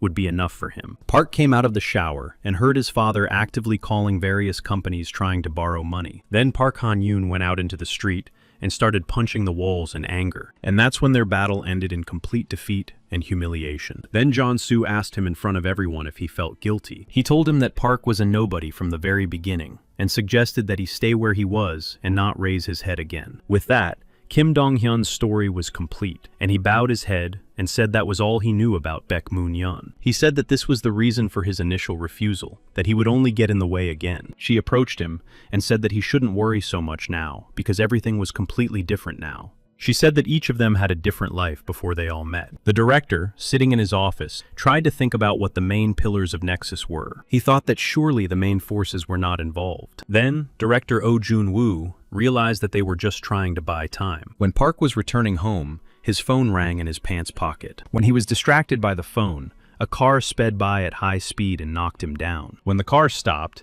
something was thrown from the window right at his feet, which Park Han-yoon couldn't help but notice. On the ground lay a photograph of his friend Dong-hyun and Chae So-hyun. Meanwhile, Jong-soo asked Moon-kil to help Park Han-yoon. Jong-soo told him that he wouldn't have to fight himself, but only asked him to hand over a certain number of people. He asked him to hand over the people who obeyed Nexus, as well as those who obeyed him. Moon-kil Jae replied to Jong-soo that he couldn't allow those people to become bargaining chips. Then he said that he intended to deal with Park Han-yoon himself. In response, Jong-soo said that it was not that he did not trust him, as it might seem at that moment. He told Moon-il that they had important matters to attend to, and that now was not the time for that. By this, he meant that now was not the time to get personally involved. He explained that such actions could seriously disrupt all their plans. He then suggested leaving all the cleanup work to Park Moon-yeon. Muriel just continued to listen silently to Jong-soo's words about how they now had more important things to do than this. Meanwhile, an unknown man was walking down the hallway of the boys' locker room. At that moment,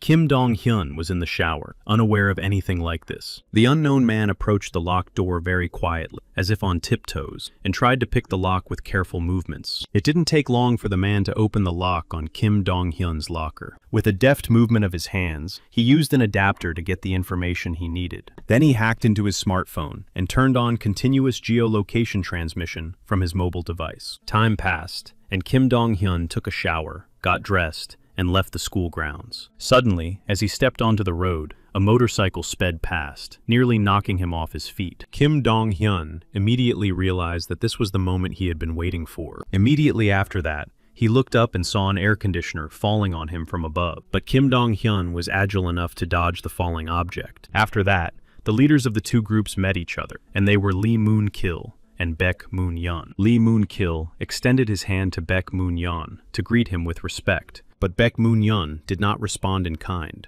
and simply walked past him, refusing to shake his hand. Baek Moon-yeon addressed everyone, saying that this time everything would be completely different. Then he turned around and replied that Park Han-yoon would be here soon. Then he sarcastically told Lee Moon-kil to sit down and humbly wait for the upcoming show. Meanwhile, Kim Dong-hyun was persistently trying to call someone. At that time, Park Han-yoon was looking at a photo of Cho and his friend Kim Dong-hyun. Then a message came to his phone from Kim Dong-hyun's hacked phone, saying that he was in trouble again and needed help. Attached to the message was the geolocation of where Kim Dong-hyun was supposedly now. When Park Han-yoon read the threat that his friend would never walk again, he immediately rushed in that direction. Then Kim Dong-hyun received a similar message on his phone. Only this time, it was from Park Han-yoon, and he immediately realized that they had both been tricked. The problem was that Park Han-yoon wasn't answering his phone, and it was very bad timing. Kim Dong-hyun understood that if he didn't do anything, history could repeat itself. One of Baek Moon-yeon's assistants suggested that he pay attention to the main gate of the building where they were now. Park Han-yoon was there, and Baek Moon-yeon shouted at him from above to come up to them as soon as possible.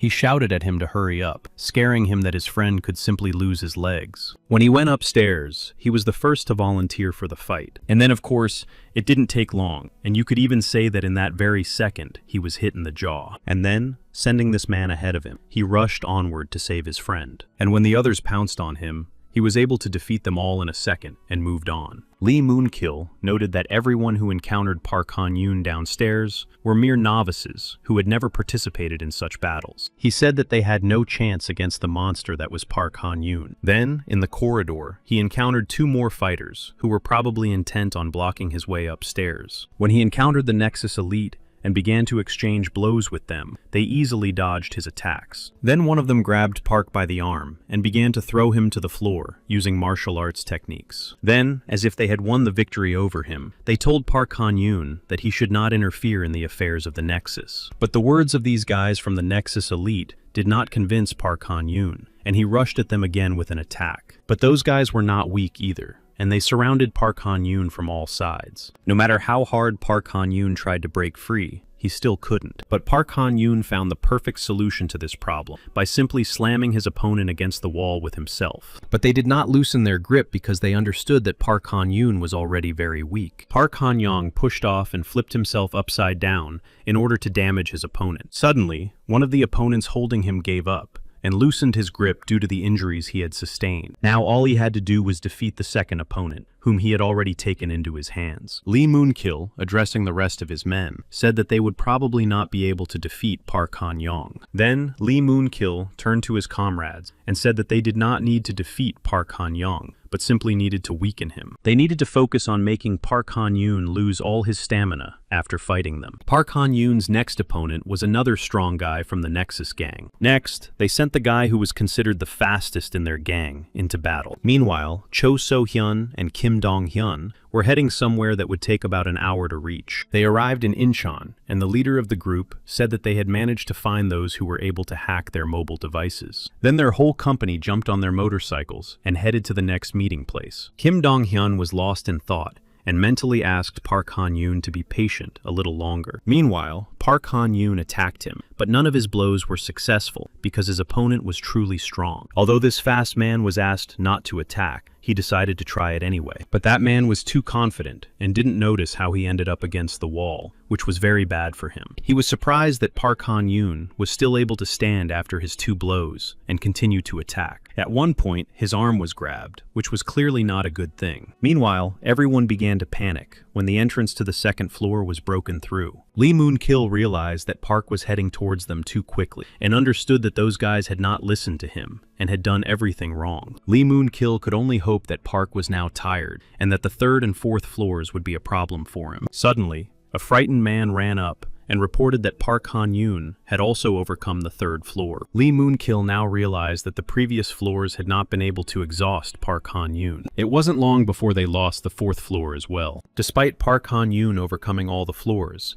Baek Moon-yeon was still in good spirits. Lee Moonkill turned to Baek Moon-yeon and tried to explain to him the situation they were in. Then Baek Moon-yeon looked Lee Moonkill straight in the eye and said that his overconfident plan had been doomed from the start. Then Park Moon-yeon told him to step aside and said that now it was his turn to fight. It wasn't long before they were informed that Park Han-yoon had already reached the top floor and had arrived at the location. And now Park had entered the place where Park Moon-yeon was calmly waiting for him. Park Han-yoon immediately began by asking about the whereabouts of his friend Kim Dong-hyun. But Park Moon-yeon said that Park Han-yoon was stupid if he didn't understand from the very beginning that he wasn't there. He began to laugh loudly, saying that Park Han-yoon had walked into his trap on his own. He immediately threw a net over him, which Park Han-yoon definitely did not expect. Then he ordered all his comrades to attack him, and they immediately began to carry out the order. It wasn't long before Park Han-yoon's comrades came to his aid, and it was more timely than ever. Without even getting off his motorcycle, Kim Dong-hyun joined the battle. The leader of the Incheon group turned to Kim Dong-hyun and said that they could handle it without him and that he should go help his friend. He did just that, and in a rage, he went to Park Han-yoon. Everyone immediately realized that the traitors from Incheon were here. Then a real battle began between them, and they all fought with all their might. Lee Moon-kil did not expect their meeting with Na Min-soo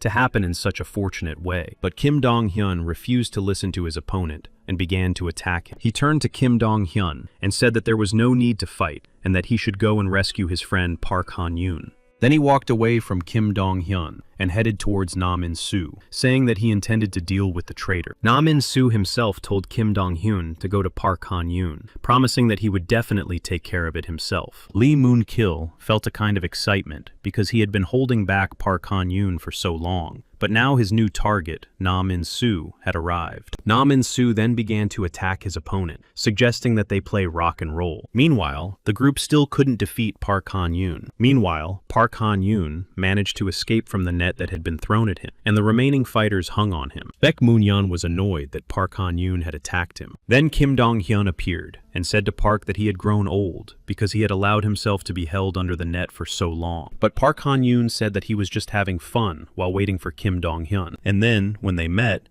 they didn't wait any longer and began to strike their opponents. Suddenly, Park Moon-yeon, angry at Park and Kim Dong-hyun, decided to come up with another plan to defeat them. He wrapped a rope around his arm and rushed straight at his opponents. He gained momentum and immediately pounced on Kim Dong-hyun, and Park Han-yoon was able to see this out of the corner of his eye. Then he rushed straight down with Kim Dong-hyun, grabbing him very tightly. At one point, Baek Moon-yeon simply let go of Kim Dong-hyun, but Kim Dong-hyun still tried not to fall. When he grabbed Park Moon-yeon's leg, Park Moon-yeon yelled at him to finally let go of his leg. But Kim Dong-hyun tried not to let go, and his trained legs, which he used to brace himself against the wall, helped him hold on. Then, Kim Dong-hyun pushed off the wall, and the two of them headed straight for the building's window. Kim Dong-hyun smashed the window with his whole body, and it didn't take long for him to get inside. Baek Moon-yeon remained hanging, holding onto the rope with his hand and staring at the wall of the building. Suddenly, he looked up and saw a hand grabbing the rope he was holding onto. It was Park Han-yoon, pulling him back to the place where they had been fighting. Park Han-yoon looked at him with eyes filled with rage, saying that it was Park Moon-yeon's turn. Park Moon-yeon begged Park Han-yoon to let go of the rope,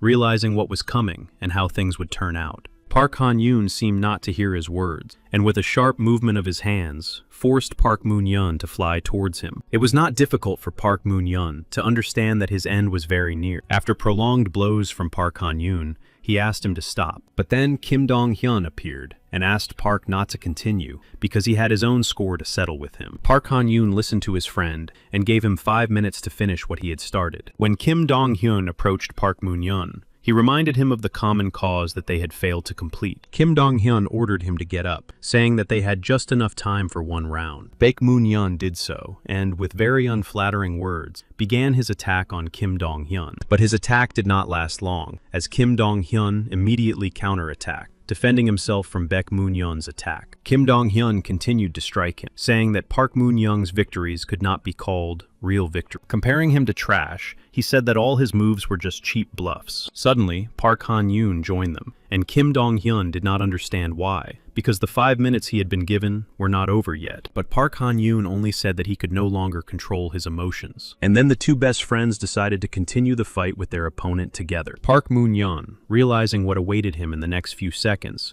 begged pitifully for them to wait. But Park Han-yoon and Kim Dong-hyun didn't even listen to him, simply ignoring his request and continuing to attack. Then he knelt before Kim Dong-hyun, begging for mercy. He shouted that he admitted defeat and promised never to approach their company again. He begged them to give him just one chance. Park then handed the nail puller to his friend, saying that it was impossible to finish what Park Moon-yeon had started with words. Park Moon-yeon, realizing what was going on, cried and shouted that he wasn't bluffing, and sincerely promised to change. But Kim Dong-hyun did not answer him, only swinging his weapon, frightening Park Moon-yeon. But Kim Dong-hyun was not like that scoundrel, and swung his weapon past his opponent. Then he told Park Han-yoon that he wasn't going to be like Baek Moon-yeon, and suggested they leave. But then Park Han-yoon finished what he had started instead of his friend Kim Dong-hyun, saying that Baek Moon-yeon wouldn't stop so easily. In the end, Park Han-yoon ended up behind the building in full view of everyone, his body held up by the rope he had climbed up on. Lee Moon-kil, seeing this, noted that Park Han-yoon's end had definitely come. Then he and his company raised their hands, showing their intention to surrender. And Lee Moon-kyul said that they would definitely meet again. Our heroes watched all this from above and just stood silently. Then Kim Dong-hyun turned to his friend Park and asked who their next target would be. Park Han-yoon replied without hesitation that their next target was someone named Kim Jong-soo. Then he looked up and said that now it was his turn to be punished. Time passed, and someone sat in a hospital room in a wheelchair due to numerous injuries. At the same time, Park Han-yoon was waiting for a group of guys. Park Han-yoon approached them, closer and closer, completely calm and not worried about anything. The leader of the group shouted to his guys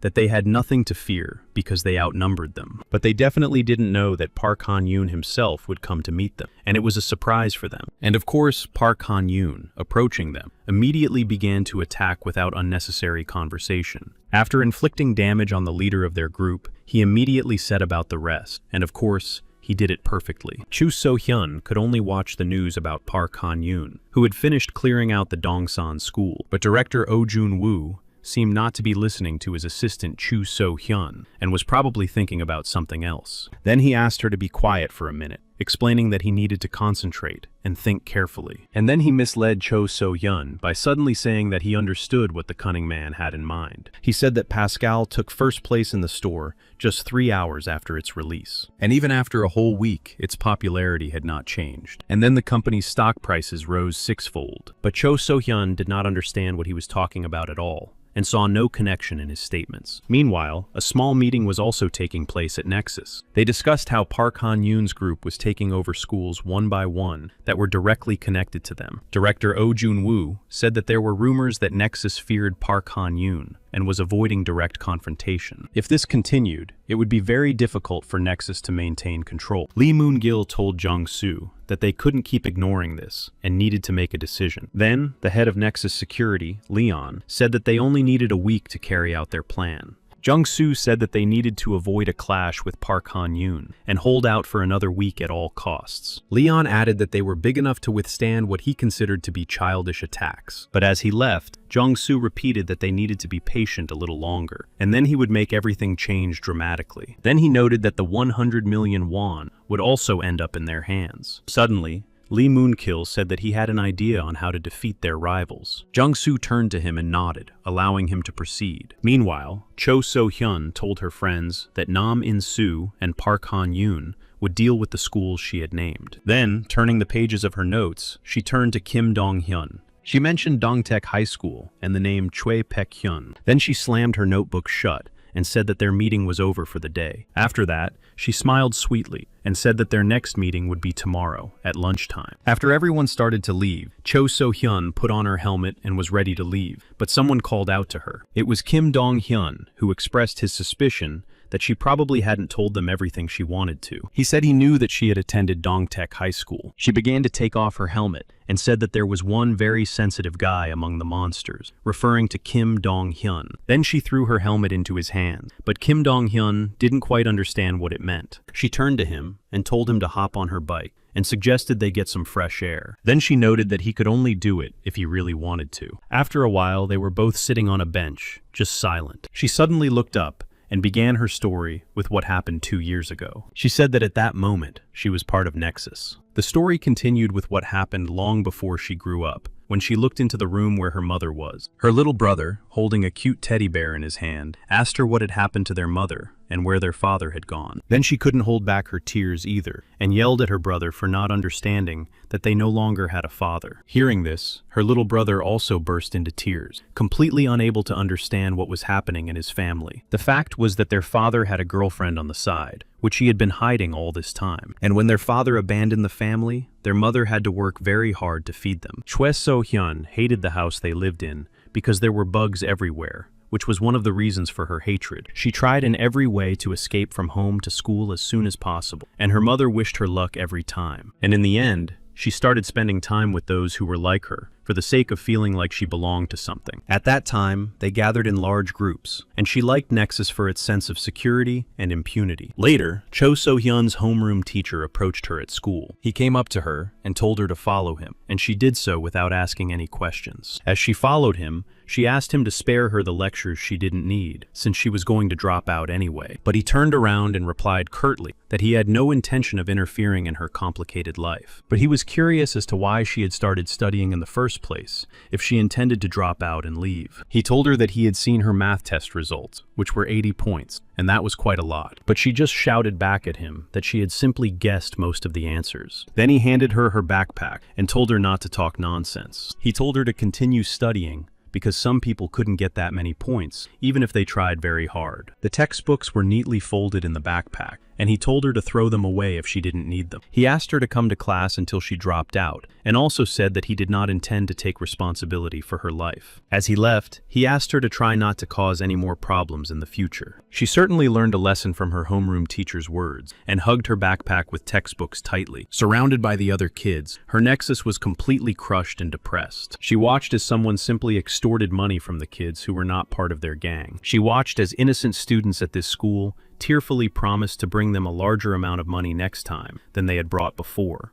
But their promises were simply unnecessary to those people, because they had no intention of letting them go, and were determined to teach them a lesson. And then Cho So-hyun jumped up from where she was sitting, and rushed straight to where it was all happening. She ran up and threw her backpack right at the scoundrel's head. She started yelling at him that he had lost his mind, and that he couldn't treat middle-class kids like that. She yelled at him that even for him, these actions were extremely low. One of the group grabbed her by the hair and, addressing her in very unflattering terms, said that she had crossed all boundaries. He told her to look at her own worthless life first, and then talk about the lives of others. After that, he hit her in the face, and she staggered, barely managing to stay on her feet. Then she fell onto the asphalt, and her attacker ordered her to be quiet and not say another word. At that moment, someone appeared, picked up a bat, and began to scatter the thugs in different directions. It didn't take long for him to overcome everyone who stood in his way, and he headed straight for Cho So-hyun. When she saw who the man was, she was in complete shock and didn't understand why he had come there. It turned out that this person was her younger brother. The members of the gang had no idea who he was, and immediately rushed at him to attack. But the one who was about to attack him fell to the side a second after his attempt. Then he grabbed him by the hair and slammed his face into the ground. Choi So-hyun was shocked and shouted her brother Park Hyun's name. But Park Hyun didn't seem to hear her, and, picking up a motorcycle helmet, began to attack his opponent in the face. And when he was done with that scoundrel, he sarcastically said that it was very nice to meet him. Then he said that he was the new head of the branch in Kangdong. Then he turned to the others and introduced himself as Chae Pak Hyun. Cho So-hyun described her brother as an obedient and kind son who was not useless, unlike herself. His change began after he was beaten up by a group of people who broke his glasses and made hurtful comments about his sister. Then, Cho So-hyun's family abandoned her, and the school did not allow her to live a normal life. And then he decided that he simply had to become stronger than he was then. It wasn't long before rumors about Cho Pak Hyun spread throughout the school when he was able to defeat 4 people. This didn't surprise many, as everyone thought he looked like a gangster, and his sister was a member of Nexus. That day, several other strong guys approached him and talked about how Cho Pak Hyun had defeated the guys from their gang. But they didn't come to settle any scores, but to offer him membership in Nexus. And on that fateful day, Cho Pak Hyun became a member of Nexus. He did it so that no one would ever mess with him again. But one fine day, a trap was set for him, and his friend tried to warn him about it. Then, a huge number of angry guys, armed with weapons, rushed at him to fight him. But it was no trouble for him to deal with the attacker. After all, he had already become a completely different person who never runs away. That battle turned out to be too long and dirty for him, and then he was able to realize his limits. And just when he thought he had lost, someone came to his aid. It was the blonde-haired Kim Jong-soo who stopped the dirty fight. None of those guys understood why Jong-soo himself had come to this place. Then, Cho Pak Hyun realized that he simply hated looking at other people's backs. Behind those backs, he saw his father and sister, who had abandoned their family. He also felt the same way about the backs of scoundrels who could slander him at any moment. But on that day, his opinion changed, and for the first time in a long time, he allowed himself to think differently. And at that moment, he promised himself and swore one important thing. He decided that he was ready to follow this guy anywhere. And after he stood up for his sister, she asked him why he joined Nexus, hanging her head. but he only replied that she had no right to ask about it. He said that he was only following Jong-soo's orders, because Jong-soo had made him the boss in this area. Then he told her not to get involved in this matter, and not to interfere. Otherwise, there would be consequences for her, even though they were family. Then he told his sister that otherwise, he would take her life. Later, he discussed with his comrades that the teachers did not want to cooperate, and did not understand how dangerous Nexus could be for them. Then he told them that everything had to change, and that they had to do exactly as he said. But they refused to listen to him, pointing out that he was much younger than them. And then he began to attack them, intending to prove that age was completely irrelevant, because power ruled everything. And when Cho Pak-hyun took his life, everyone looked at him and his actions with horror. Choi Pak-hyun then said that anyone who didn't like something could come to him for an explanation at any time convenient for them. But then he also told them all to remember one important thing. He explained that if they wanted an explanation, they would all have to be prepared for what they had just seen. Choi So-hyun just watched what was happening from the sidelines. After that, Choi Pak-hyun began to mock the teachers and simply destroyed their homes and all the furniture in them. He was cunning and relentless, and did not spare even those who were close to the teachers. After numerous instances of bullying, the teachers began to resign one after another. But there was one who was not afraid of his students, and did not intend to write a letter of resignation. He believed that it was wrong to abandon the children who had become victims of those people, and felt that he had to take care of them. And then the teacher, who decided to fight to the end, crossed a line he should not have crossed. And then, while in the hospital, he said that he would soon recover and everything would be fine, while asking about his students. Choi So-hyun deeply regretted that she had once become part of Nexus, and from that day on, she decided to take responsibility and destroy Nexus. And returning to the present, she summed up her story about herself by saying that people cannot be changed so easily. She also explained, lowering her head, that along with Nexus, her brother must also be dealt with. But Kim Dong-hyun promised her then that he would try to fix it. Meanwhile, Park Han-yoon had already managed to clear out Bongcheon-dong High School. Nam In-soo also successfully cleared out Choryeon High School. Kim Dong-hyun was still on his way to his intended target. When he arrived at the school, he was extremely surprised by the absence of people there. When Cho So-hyun was riding her bike, she was stopped by a girl who stood right in the road and asked for help.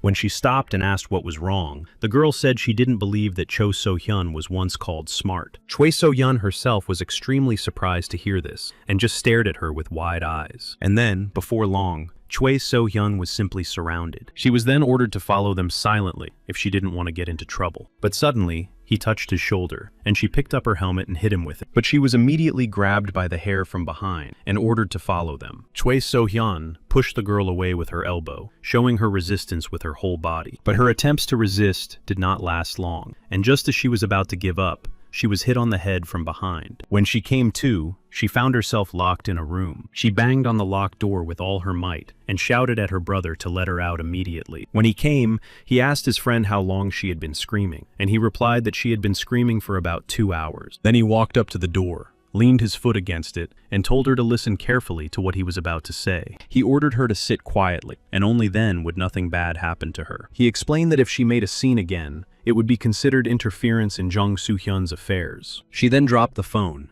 and said she would just lie there as he demanded. But she also added that it was more likely that he would not return home safe and sound. Meanwhile, Lee Moon-gil informed Jeon Soo-hyun that Cho So-hyun had been captured and that Park's group valued loyalty. That is why he was confident that this would buy them enough time. Jeon Soo-hyun listened to him and said to continue following the plan. He added that they were on the home stretch. Meanwhile, director Oh Jun-woo gathered the guys and told them to try their best not to take any measures to rescue Cho So-hyun. He explained that since they had come to such measures, they could not take any big risks. But he also said that Jeon Soo-hyun's condition would continue to worsen, and at some point, he would no longer be able to stop him. Therefore, he decided that even though it was risky, they needed to continue attacking Nexus. After listening to director Oh Jun-woo, Nam In-soo had a question. He said that his manipulations could not be resolved by simple attacks on school gangs, because the stock price was already at a record high. Nam In-soo then suggested that they had already lost this battle. Hearing this, director Oh Jun-woo thought for a moment and said nothing. But then he laughed and replied to Nam In-soo that it looked that way to him. He then told him to remember one thing, that they always fight dirty and unpleasant. But he added that despite all this, they always win. The fact is that Nexus said the same thing as Nam In-soo, that by manipulating the stock market,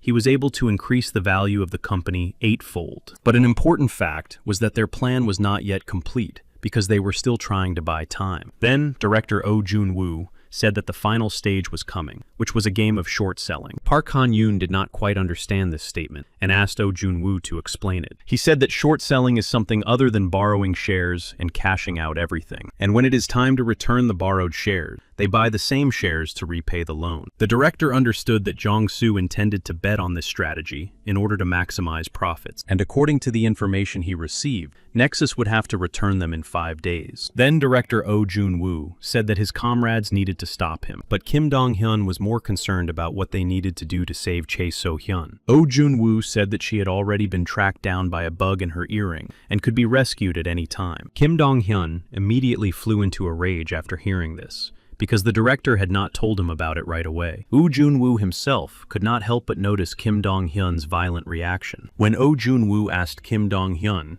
if he had fallen in love, Kim didn't even know how to respond and froze for a moment. Then he replied that it wasn't about that at all, but that if someone from their company was in trouble, they needed to rush to their rescue. Director Oh Jun-woo suggested not to dwell on this, but nevertheless considered Kim Jun-woo's reaction to be very appropriate. Then Jun-woo said that they didn't have much time, and if the guys understood everything, he would tell them to go and carry out their plans. But Park Han-yoon said that he still didn't understand anything. Nam In-soo said that they didn't need to think too much about it, because their only task was to win the battle. As Park Han-yoon and Nam In-soo were leaving, the director added that dealing with the financial issue would be his responsibility alone. Meanwhile, our heroes had already arrived at the place where their friend Cho So-hyun was hidden and encountered a large number of fighters. Park Han-yoon told Kim Dong-hyun to go ahead while he cleared the way. When this happened, one of the group ran to the leaders and reported that Park Han-yoon and Kim Dong-hyun had broken through. At first, he didn't understand how they were able to find them, but then it dawned on him that Cho So-hyun had a tracking device on her. Choi So-hyun turned to him and said that his games were over and that his end was coming soon. Suddenly, he opened the door to the room where Choi So-hyun was locked up and said that she didn't understand the situation at all. He looked at her with wild eyes and said that only she herself would meet her end here. Meanwhile, our heroes continued to fight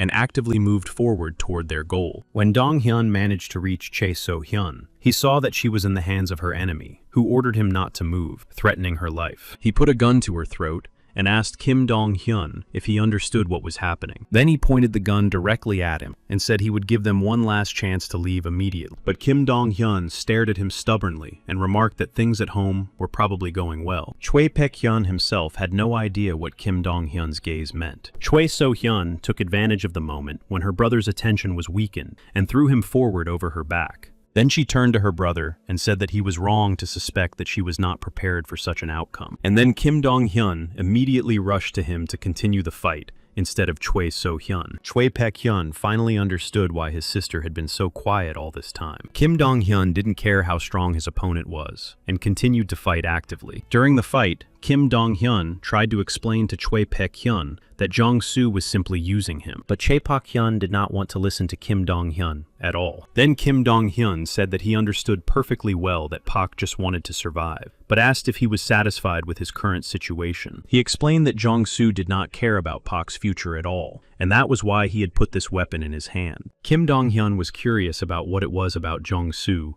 that made Chae Pak-hyun follow him unconditionally. Saying that Kim Dong-hyun knew nothing, he lunged at him with an attack, but it was unsuccessful. After that, Kim Dong-hyun said that he didn't need to know anything about his past. And when Kim Dong-hyun was about to leave, Chae Pak-hyun lowered his head and addressed him. He flew into a rage and started shouting that their battle was not over yet, because he had only just begun their fight. Kim Dong-hyun turned around and, striking him again, told him to calm down, because his actions would not change anything. Seeing what was happening, memories from her childhood related to her brother began to surface in Cho So-hyun's mind. Then she couldn't take it anymore and stood right in front of her younger brother. She felt uncontrollable hatred for him and struck him. With tears in her eyes, she yelled at him to finally stop, calling him crazy. Turning to her brother, she said that because of Nexus, one person could be crippled forever. She also talked about Park, who had lost everything in his life because of Nexus, and about Oh Jun-woo, who had lost a friend because of Nexus. She tried to make him understand that Nexus was just using him and would throw him away as soon as he became useless. After saying this, she apologized to him for leaving him in a difficult moment. But her brother didn't want to listen to her at all, and sarcastically asked what she was talking about. Kim Dong-hyun joined the conversation and asked him to be gentler with his sister, because she had also gone through difficult times. Kim Dong-hyun held out his hand to him, saying that it was not too late to start over. For a second, Cho Pek-hyun seemed to ponder the words of the two people standing in front of him. Remembering his childhood and the pain he had to endure, he shook Kim Dong-hyun's hand, as if accepting his offer. But it turned out to be a cheap and dirty move, because he pulled Kim Dong-hyun toward him when his attention was weakened. He shouted that he could never betray Jong Soo-hyun. Kim Dong-hyun was sure that it would be much harder for Chae Pek-hyun to survive the betrayal when Jong Soo rejected him. Meanwhile, Leon and Jong Soo watched the stock chart in real time and couldn't believe their eyes. Leon told Jong Soo that they were now down 14%. Leon realized that a third party had probably interfered and ruined their plans. They tried everything they could to maintain their position, but all their attempts were in vain. Suddenly, Cho Pek-hyun ran up to them, eager to convey the news to his friend Jong Soo-hyun. He said they were in trouble and asked for his support. But Jong Soo didn't even listen to him, and instead of helping him, he started hitting him. He said that if Choi Pak-hyun really loved him, then he would have died fighting for him. He called him useless, and said that he should have gained a little more time by giving up his pathetic life, in his opinion. Jong Soo turned to Lee Moon-kil and gave the order to gather all the branch managers. In doing so, he intended to finally end all relations with Park Han-yoon's company. The next day, a meeting of all the Nexus elite was organized. He began the meeting by saying that his speech would not be long. He said that in 2 years, they had all achieved national dominance that no one before them had ever achieved. He was referring not only to power, but also to the amount of money, which no one could joke about. But then he started talking about the people who had reappeared and were getting in their way, referring to Park Han-yoon's company. He said that they could no longer be allowed to continue living because Nexus had its pride. At the end of his monologue, he ordered them to bring Park Han-yoon to him and kneel before him. After this impassioned speech, his order was accepted by all members of Nexus. But suddenly, before the meeting was over, everyone saw a car driving into their territory. Seeing this, none of them understood who it could be. The car sped into the territory and stopped right next to Jong Soo-hyun.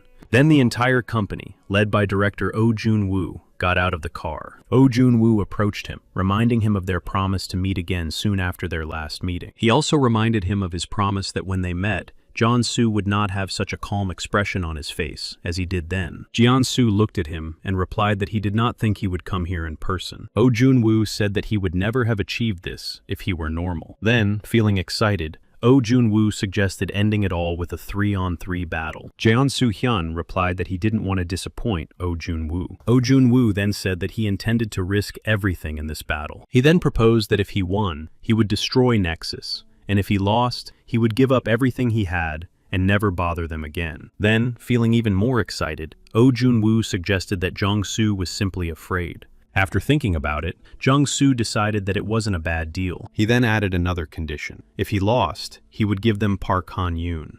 At that point, Park Han-yoon himself joined the conversation and said he was ready to accept the terms. And then it was decided to start their battle, where the losing side would be the one that lost the ability to fight. And then, on their side, Chung-soo Lee Mun-kil and Kim Chi-hyuk, who was the head of the Kangwon branch, were put forward for battle. And then, surrounded by a large crowd, they decided to start a battle where each of them would risk their lives. Nam In-soo and Kim Chi-hyuk were the first to decide to fight, and the opponent, turning to Nam In-soo, said that it would be difficult for him because of the difference in weight. It wasn't long before their fierce battle with each other began. Nam In-soo was definitely having a hard time, but he wasn't going to give up. Kim Chi-hyuk knew that even though there was a weight difference, he was still able to hurt him pretty badly. Then, everyone saw Kim Chi-hyuk take off his shoes to keep fighting. Everyone understood that since he was now without shoes, an entertaining fight awaited them. Director Oh Jun-woo shouted at Nam In-soo to be careful and not let him grab him, otherwise it would be the end for him. But before he could think about it,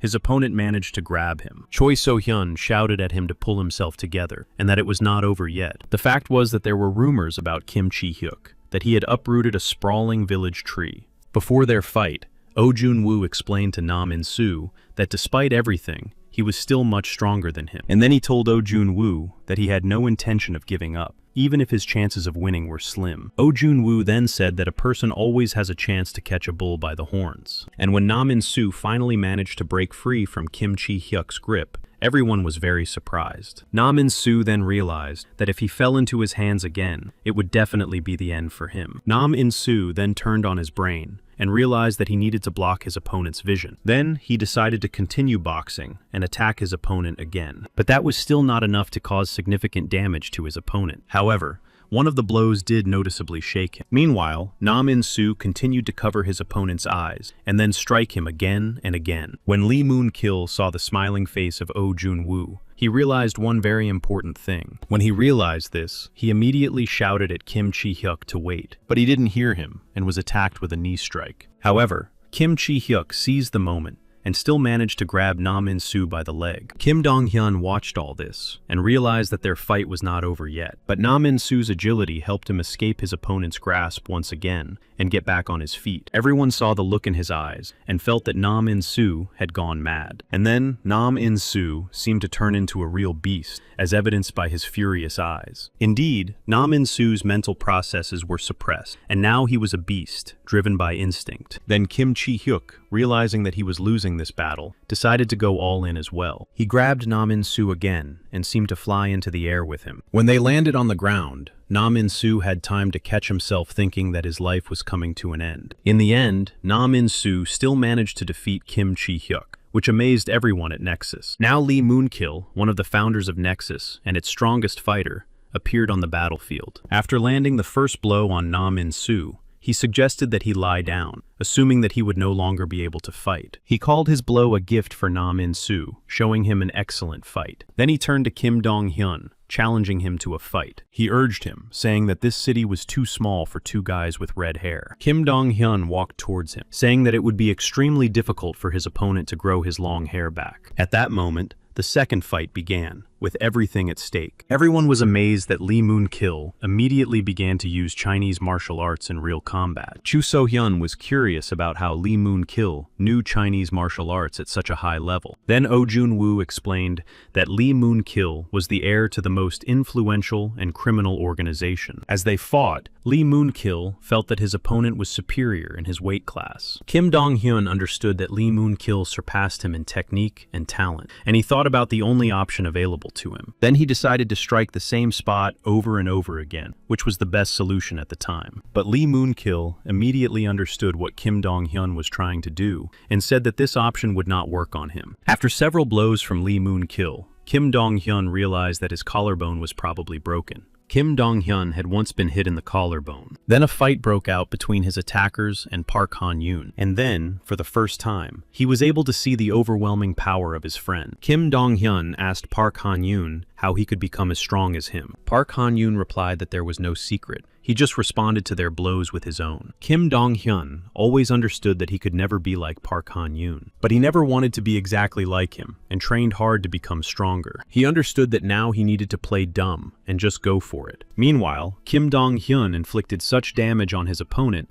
that he couldn't move because his leg was broken. After that, Kim Dong-hyun grabbed him by the hair and reminded him of what he had said earlier, that Lee Moon-kil thought that would not be enough. Then he asked if he still thought the same way after what had happened. But suddenly, Lee Moon-kil began to attack him in response, saying that he could not lose to Kim Dong-hyun. Their fierce battle continued, and Lee Moon-kil was able to detect damage to his body. This was surprising, because Lee Moon-kil was born in a place where it was only possible to survive through martial arts. In order to survive, he underwent grueling training time and time again. But Lee Moon-kil had no talent, so the demands were too high for him. He had no talent, and his family referred to him as the curse of their entire family. This became the starting point for Lee Moon-kil to work and try harder than he could. This meant that he did the same thing thousands of times, while talented people only needed to do it once. At that time, Lee Moon-kil was convinced that his actions would earn him the recognition of his family. But all these efforts were in vain, because, despite his efforts, his family adopted a new heir. And then his father asked him to renounce his right to inherit the throne. But Lee Moon-kil only asked for a chance, because he had put a lot of effort into proving his destiny to his family. And then his father told him that if he could defeat the new member of the clan, the position would be his by right. This turned out to be an unfair decision, because Lee Moon-kil was simply pathetic compared to the talent of the new family member. Although Lee Moon-kil was defeated, he refused to admit it in any way. After what happened,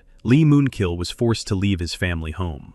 He was too angry at his family and fate, and understood that he simply had to become stronger. He swore to himself that his efforts would surpass any talent that everyone praised so much. Then he faced a second insurmountable wall. In a battle with Jong-soo, he realized that there was another monster, and it was on that very evening that Jeon Song-hyun said he needed a friend as strong as Lee Moon-kil. And then he made the decision to follow Jeon Soo-hyun all the time. And then this battle became dangerous for both combatants, because they simply could not see the end of their rage. Chu So-hyun asked director Oh Jun-woo to stop them, and was worried that Kim Dong-hyun would be seriously injured again. But then Park Han-yoon joined the conversation, and told her not to interfere because it was Kim Dong-hyun's battle. Park Han-yoon said that no one should interfere in their fight because this battle belonged only to the two of them. At the moment of the fight, Kim Dong-hyun realized that his body was screaming from the pain he was experiencing. He understood that he could not keep up with Lee Moon-kil's strength. Kim Dong-hyun then struck him again, realizing that he could not lose because there was too much at stake. After the double knockout, Lee Moon-kil approached Jong-soo and told him that he had done well. Park Han-yoon also supported his friend and asked him to leave the rest to him. Then, Park Han-yoon and Jong Song-hyun entered the battlefield. Jong Soo-hyun immediately told Park Han-yoon to kneel down as he had done 2 years ago. Jong Soo-hyun asked Park why he had become so obsessed with Nexus. Park Han-yoon replied that thanks to Nexus, he had experienced humiliation. Park said that despite the time that had passed, all those emotions remained with him, and moreover, annoyed him. Then, Park Han-yoon gathered momentum and rushed to attack his opponent. Their battle continued, and everyone could see that Jeon Soo-hyun was much faster than Park Han-yoon. At that moment, Jeon Soo-hyun had a bad feeling that came from within. There were always rumors that Kim Jong-soo was able to predict his opponent's next move, but Jong-soo himself behaved as if he could really see the future and continued to attack Park Han-yoon. Jong-soo said that Park Han-yoon would not be able to defeat him using only his strength and adaptability. Jong-soo began to approach Park Han-yoon and tell him that he had been wrong to consider himself special all this time. Meanwhile, Kim Dong-hyun sat by the car and thought that Park Han-yoon could not lose, even though his fight had ended in a draw. He kept thinking that they had put everything they had, and even more on the line in this battle. Then Park stood up and walked towards his opponent, saying that he was no longer going to listen to his comments. After these words, the atmosphere definitely changed, and there was even more tension in the air. Images of Park Han-yoon defeating him began to appear in Jeon Soo-hyun's mind, and he realized that it was all just his imagination. But Jeon Soo-hyun's visions deceived him, and he was attacked right in the stomach. He tried to anticipate Park Han-yoon's movements, but each of his visions deceived him. No one understood how Park Han-yoon was able to gain the upper hand, and do it out of nowhere. Then, Oh Jun-woo said that Park had been holding back all this time, and trying to defeat him without killing him. Chu So-hyun didn't quite understand what Oh Jun-woo meant. Oh Jun-woo said that Park Han-young had now decided not to be lenient with him. This explains why Park Han-young's father did not teach him martial arts, even though he had his own gym. The reason was that if a person with such a body made a mistake, he would regret it for the rest of his life. Despite the fact that he never learned anything, he continued to become stronger thanks to real experience. After all, he considered Park Han-yoon to be a monster who evolves on his own.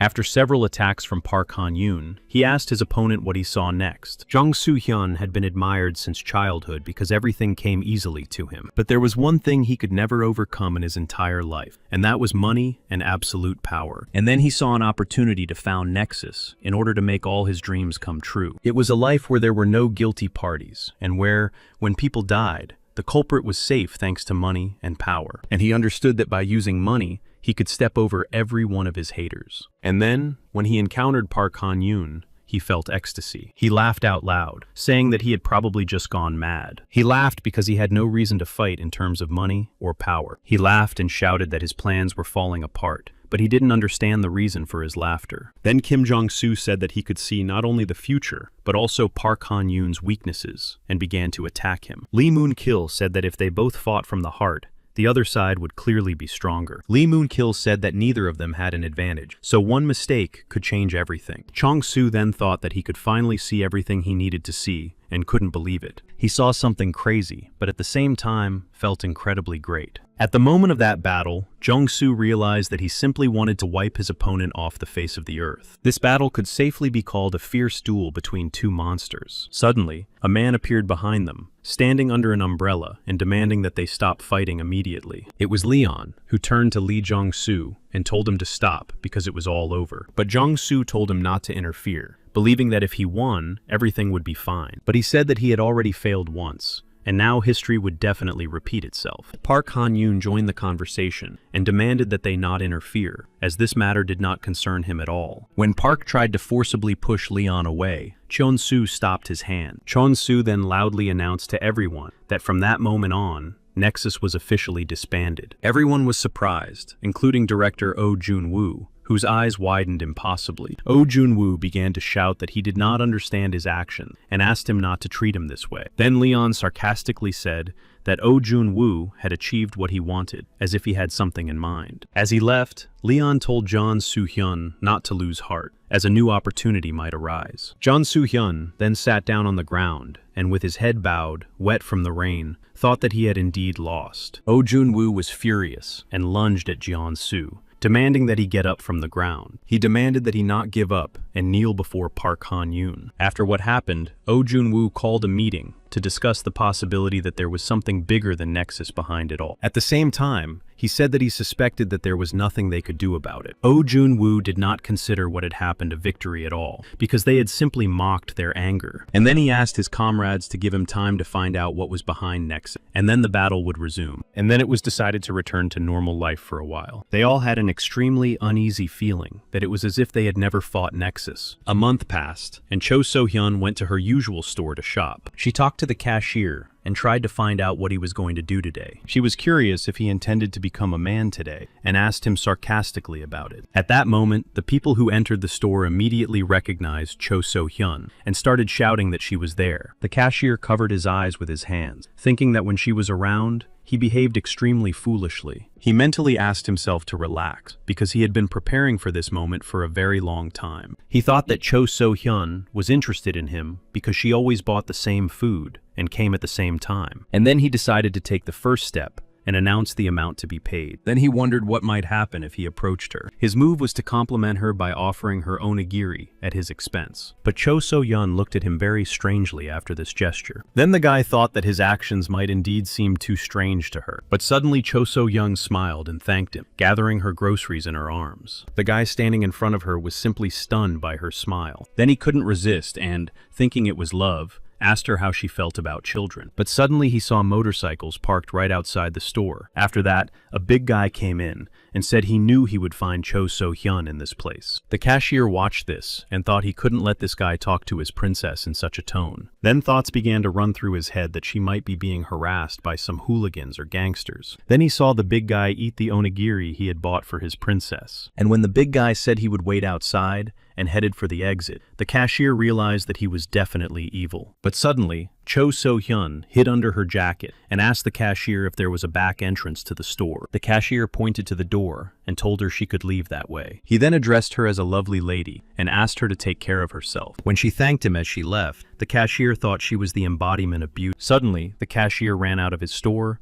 and shouted at the guy who was the sushi thief. And then he challenged him to a duel, saying that he was ready to get the sushi he had eaten back himself. And then that huge man, who looked like a rock, launched an attack on the poor and painfully compassionate cashier. But the cashier turned out to be quite a fighter, and struck back without taking any damage from his opponent. It didn't take long for the unremarkable cashier to knock everyone in the group to the ground. Then he looked up at the sky and realized that he had committed this madness in the name of love. And then, after Nexus disappeared, the world became like a forest without a tiger. And when Nexus was gone, other beasts seemed to go hunting and began to show their teeth. And after the emergence of new groups, people began to call them the second catastrophe. Suddenly, Kim Dong-hyun appeared out of nowhere and began attacking the cashier, asking where Chae So-hyun was now. But he began shouting that love is power and demanded that no one bother his goddess anymore. One of the defeated guys yelled at Kim Dong-hyun to be careful because he was facing a kickboxing master. Kim Dong-hyun immediately realized that this guy was definitely strong and that there were more and more people like him. The cashier himself then told Kim Dong-hyun that he didn't think he would meet someone like him in Korea. And then, striking Kim Dong-hyun, he said that in that case, he was not going to control himself. But then Cho So-hyun appeared, shouting and demanding an answer to the question of what they were both doing there. They both stopped when they heard Cho So-hyun's voice and were simply stunned. Then the cashier bowed to them all and apologized because he thought they were robbers. Choi So-hyun herself was amazed by them because she didn't understand why they couldn't just ask before starting a fight. When the group started to leave, the cashier thought he would never see his lady again. He never expected that the girl from the convenience store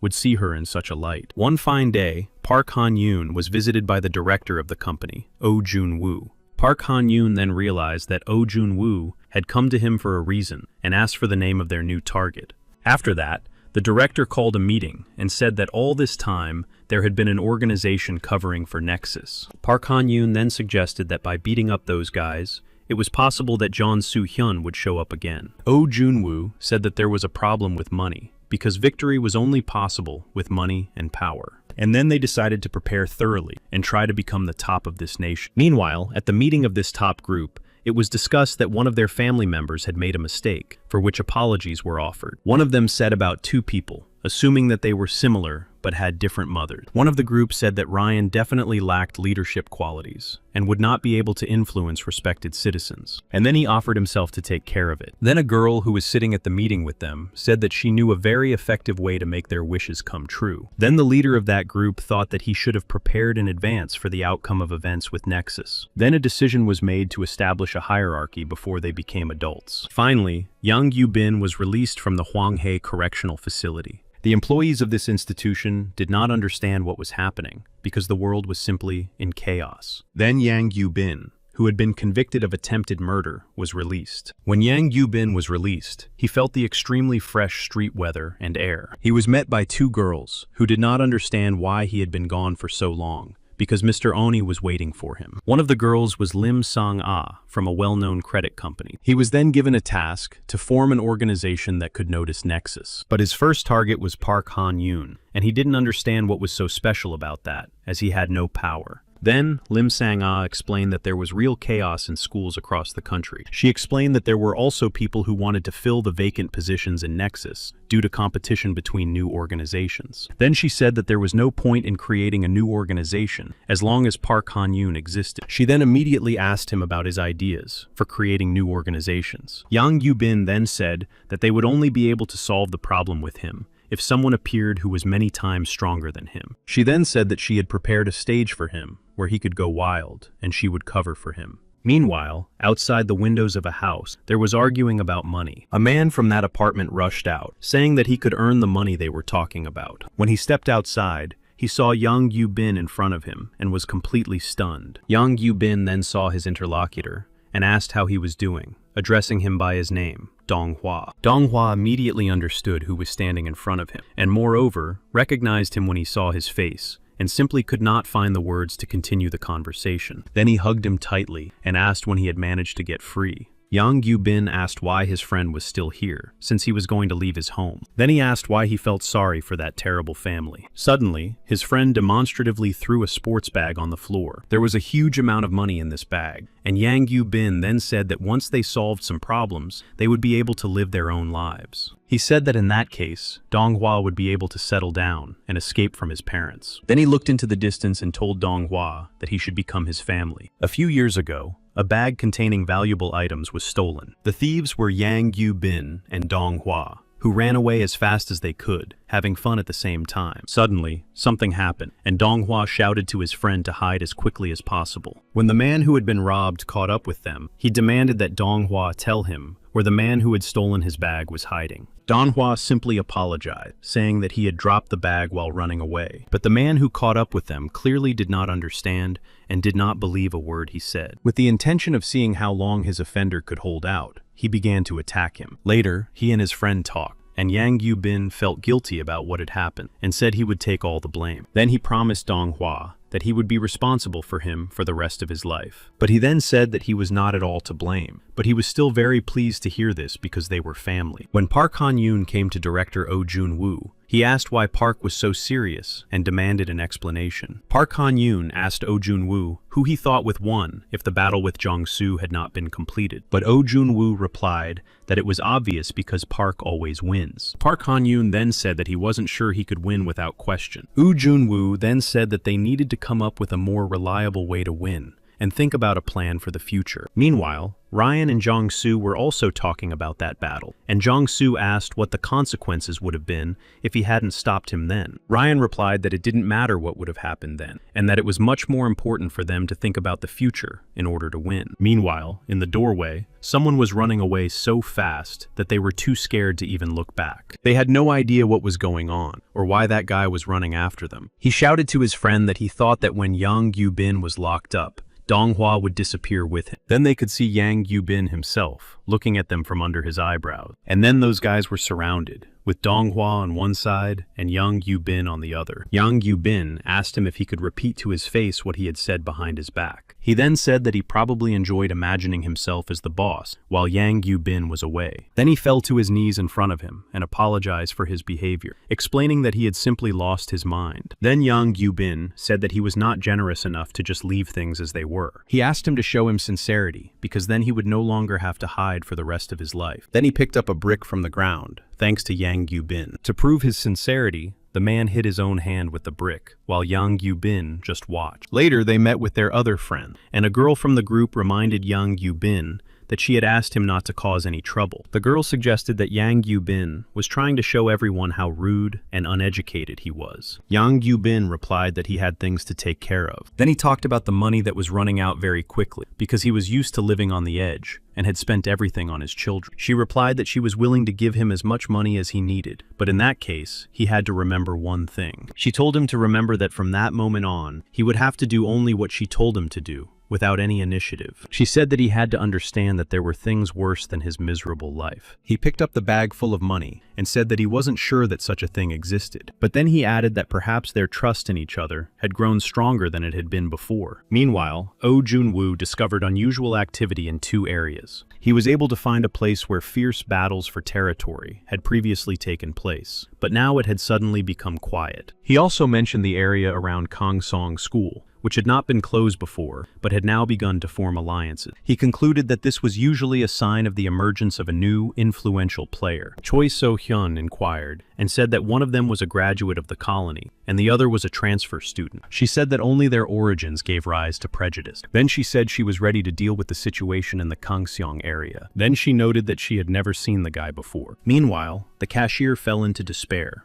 realizing that after the battle with Kim Dong-hyun, his goddess had not returned. Then he looked at his fist and realized that she probably didn't like violent and rough guys like him. Then he felt his heart breaking into pieces from unrequited love. He grieved and mentally asked her to come back, and he couldn't stop thinking about her. Not long after his pleading thoughts, his goddess appeared at the door of the store. She burst into the store and immediately ran up to him, addressing him by his name, Jong-hyun, and noting that he was 19 years old. She said she knew that after Nexus disappeared, he had moved from Thailand to Korea. She also mentioned that a few days after the transfer, he had taken over all the schools in the Kangsong area. Then she demanded that he answer the question of who he really was. He involuntarily raised his hand to his face, which meant only that he was extremely surprised by what he had heard. Then he shouted at her that he knew nothing about the seizure of any schools. He began to shout at her that immediately after moving to Korea, he had simply kept quiet, but Cho So-hyun demanded that he stop joking and explain whether he knew anything about what she had said.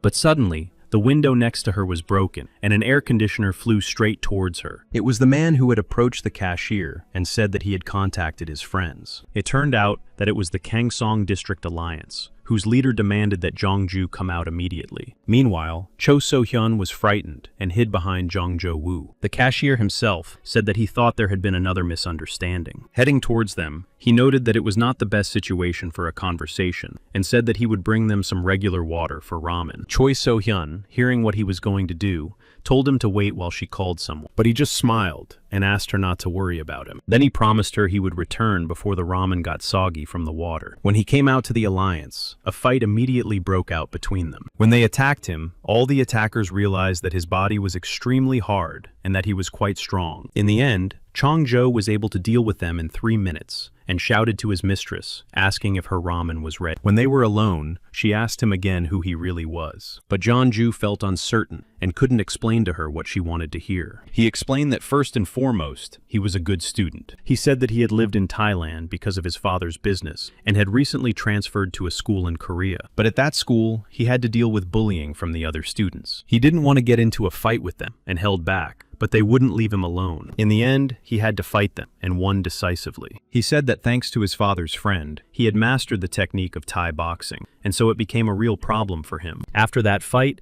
he began to get involved in various fights because students from other schools, hearing about his strength, tried to challenge him. And then he had to fight them, and they began to give him various nicknames. They continued to attack him again and again, in the hope that they would be able to defeat him someday. He explained that this is exactly how events similar to what happened today unfolded. But Cho So-hyun simply refused to believe it. And then Jeonju said that he himself did not understand why this could have happened. Then something happened that shocked them both even more, because when Jeonju turned around, he saw a crowd of people bowing to him. Then the leader of this group said that they wanted to be close to strong people and asked him to become the head of the Kangsong district. And then the leader of this group begged him to allow them to follow him. But then Jeonju said that this would not happen and asked them not to label him with strange labels. Hearing all this, Cho So-hyun could no longer restrain herself and laughed out loud. She told him that he was not like a scoundrel at all, and that despite this, he was an excellent fighter. Then she offered him a job with her, mentioning the high hourly wage. When he heard her offer to exchange numbers, his heart blossomed like a garden.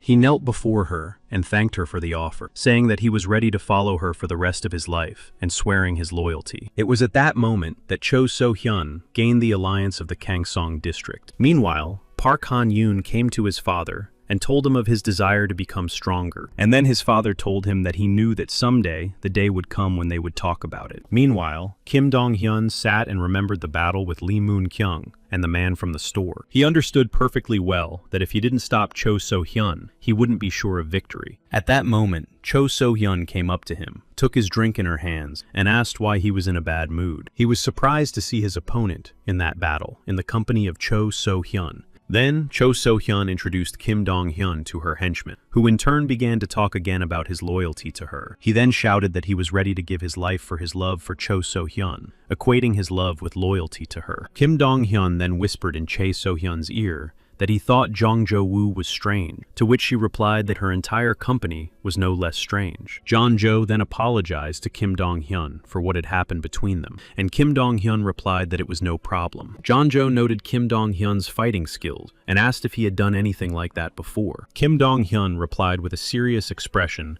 that he had never practiced any martial arts. Jeonju then said that he could definitely sense the rough and intense atmosphere of that day in him, and that it was not something you would normally encounter. Jeonju then suggested that Kim Dong-hyun was simply a genius. Jeonju said that he could see a look in his eyes that was full of fighting spirit, but at the limit of his abilities. He felt that Kim Dong-hyun's limit was a state of sadness. Jeonju then asked Kim Dong-hyun if he wanted to meet his master who had taught him. And then he told Kim Dong-hyun that it would be very useful for him. Jeonju told Cho So-hyun that it was like destiny, because by a happy coincidence, this master was in Korea on business for his father. Cho So-hyun said that he looked quite wealthy and asked why he was working for half pay. He then said that the money belonged to his father and that he wanted to earn his own fortune. Then, a Thai boxing legend named Chai Thee-sik, a former 2-division champion, approached him. He saw Kim Dong-hyun's legs and tearfully asked him what he had done to create such legs. Then they both started talking about how amazing Kim Dong-hyun was. Then the master asked Kim Dong-hyun again if he really wanted to become stronger. He said that he had ignited his spirit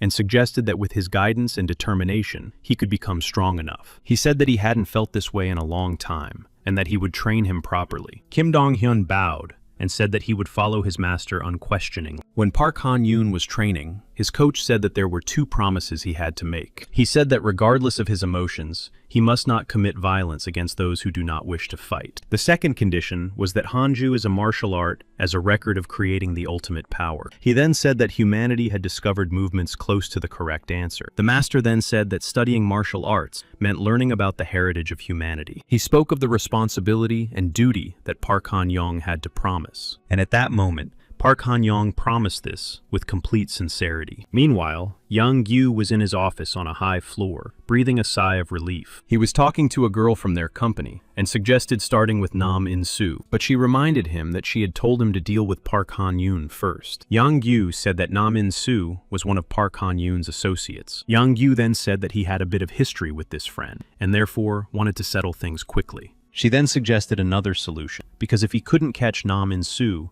he wouldn't be able to catch Park Han-yoon. She then suggested giving them both time to warm up. He replied that he would take care of finishing them off completely, as far as she trusted him. They then decided to go to Incheon immediately. Meanwhile, in Incheon, their actions had been anticipated for a long time, and preparations were being made for their visit. Among them was a man named Nam Hyung, who was a member of the reserve shot put team. There was also a man named Kim Kyung-tae, who was a member of the reserve javelin team, and at their head was Park Chang-min, who was a member of the reserve 100-meter sprint team. When Yang Yu-bin appeared, everyone recognized his familiar face. It wasn't long before orders came from both sides to get rid of each other. The Incheon fighters didn't understand what was going on and shouted for Nam In-soo's help. Yang Yu-bin then said that it had been a long time since he was last here. He said that they probably remembered the trouble he had caused a few years ago and then disappeared. Then he said that it was Nam In-soo who had hidden him for a while. Nam In-soo himself understood that the gangsters could come for him at any moment for hiding Yang Gu-bin. They had been through 1,000 battles together and had come to accept each other. Until that moment,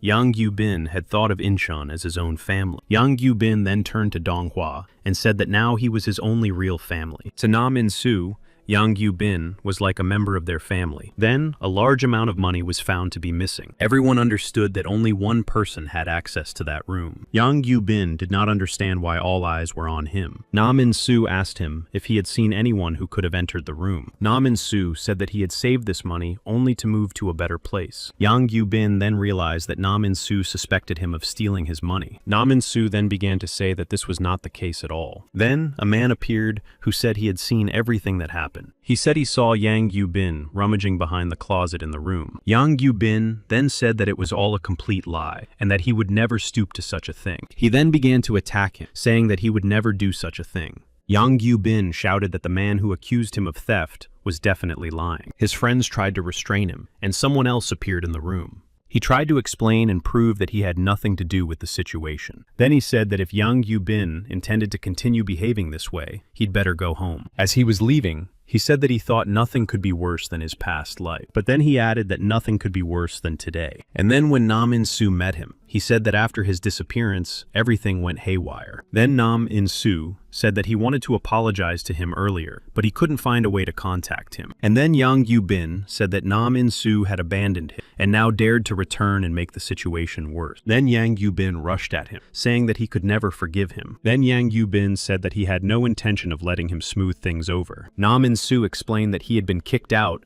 only because he had hit one of the gang members out of anger, not for stealing. But Yang Yu-bin was convinced that he had simply been used for their own purposes and then discarded. When Nam In-soo tried to strike back, Yang Yu-bin wrapped his arm in some kind of rope and pulled him toward him. Meanwhile, during their fight, orders were given to destroy everyone else. Nam In-soo felt this rope on his arm, like a hunter's trap that dug into his skin and restricted his movements. And then, in order to try to win, he decided to get rid of part of his body. Yang Yu-bin said that he deliberately tied his left hand so that his right hand would become completely useless. Yang Yu-bin shouted that Nam In-soo was now incapable of protecting anyone and that he had been in this state from the very beginning. He said that their words were very different from their actions and called them all traitors. For him, his family used to mean only that he was beaten simply for looking them in the eye and was neglected. And when he saw happy families on TV, he just dreamed of disappearing. And after some events, he realized that Incheon was also pretending to be the most miserable in the world and protecting each other under the guise of a family. Then he just wanted to destroy all their happy lives. But then Nam In-soo instilled hope in him, and he was scared and sometimes felt happy. But it turned out that hope was just another reason for his torment. And then, during their fight,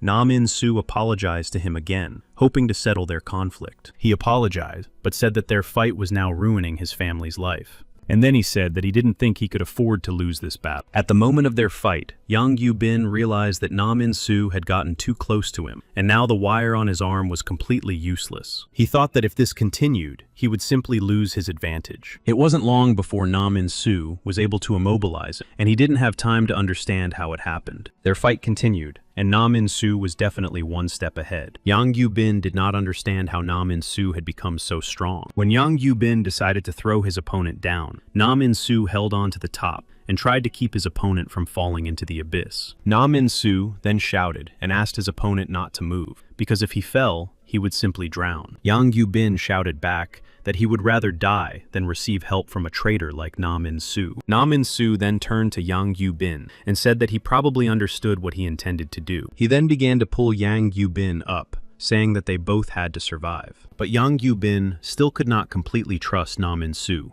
and asked him to stop pretending. But at some point, the wire broke, and Yang Yubin fell into the water. Na Min-soo did not abandon his opponent, and without hesitation, dived after him into the life-threatening depths. Na Min-soo managed to save him, and they both surfaced. Na Min-soo was able to swim with him to shore, expending a great deal of energy. When Yang Yubin came to, he was extremely surprised to see Na Min-soo lying next to him, seemingly exhausted. But it turned out that Donghua had also appeared and knocked Na Min-soo unconscious. Donghua turned to his comrade and said that even though he had fought well, he had become too kind. He asked Donghua what he meant, because at that moment, Yang Yubin didn't understand much. And then he said that if Yang Yubin was so weak, he simply couldn't trust him anymore. Yang Yubin started yelling at him, asking why he had betrayed him, and suggested that he had simply been threatened. But he replied that they were simply trying to make money. Then Yang Yubin burst into hysterical laughter and couldn't stop. He laughed because he realized that Donghua was capable of selling his family for money. Then, hitting him on the head, he said that it was only something like a family. Then Donghua called Yang Yubin useless,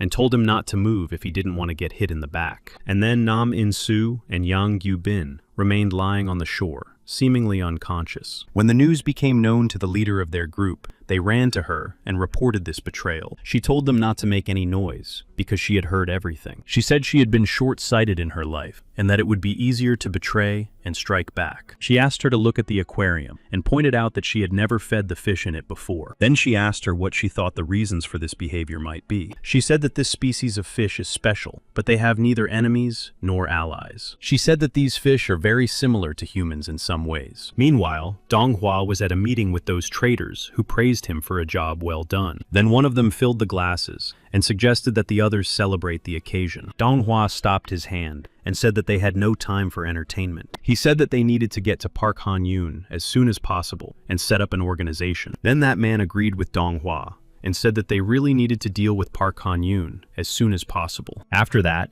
he said that they needed to start with Oh Jun-woo, because without Park Han-yoon's money, he would not be so powerful. Hearing this, Donghua assumed that dealing with Oh Jun-woo would be extremely difficult. Then he was told that there was no point in worrying about it, because he would be able to take care of everything himself. Meanwhile, something happened in Oh Jun-woo's organization, and they urgently came to the office. Then Oh Jun-woo was told that there were probably those who were deliberately interfering in his business. He was given a condition that he had to pay 50 million won by tomorrow. Oh Jun-woo then realized that he had simply been caught off guard and caught. Then the blonde woman appeared and told Oh Jun-woo that she could lend him the necessary amount. When they realized that they had probably dealt with Oh Jun-woo, they decided to go after Park Han-yoon. Then he asked his comrades if they were ready for the upcoming battle with Park Han-yoon. And then those guys said with absolute confidence in their eyes that they were ready to fight him. Suddenly, a video message came to his phone, and he didn't immediately understand what it could be. It was a video of him behaving in a completely inappropriate manner. He got angry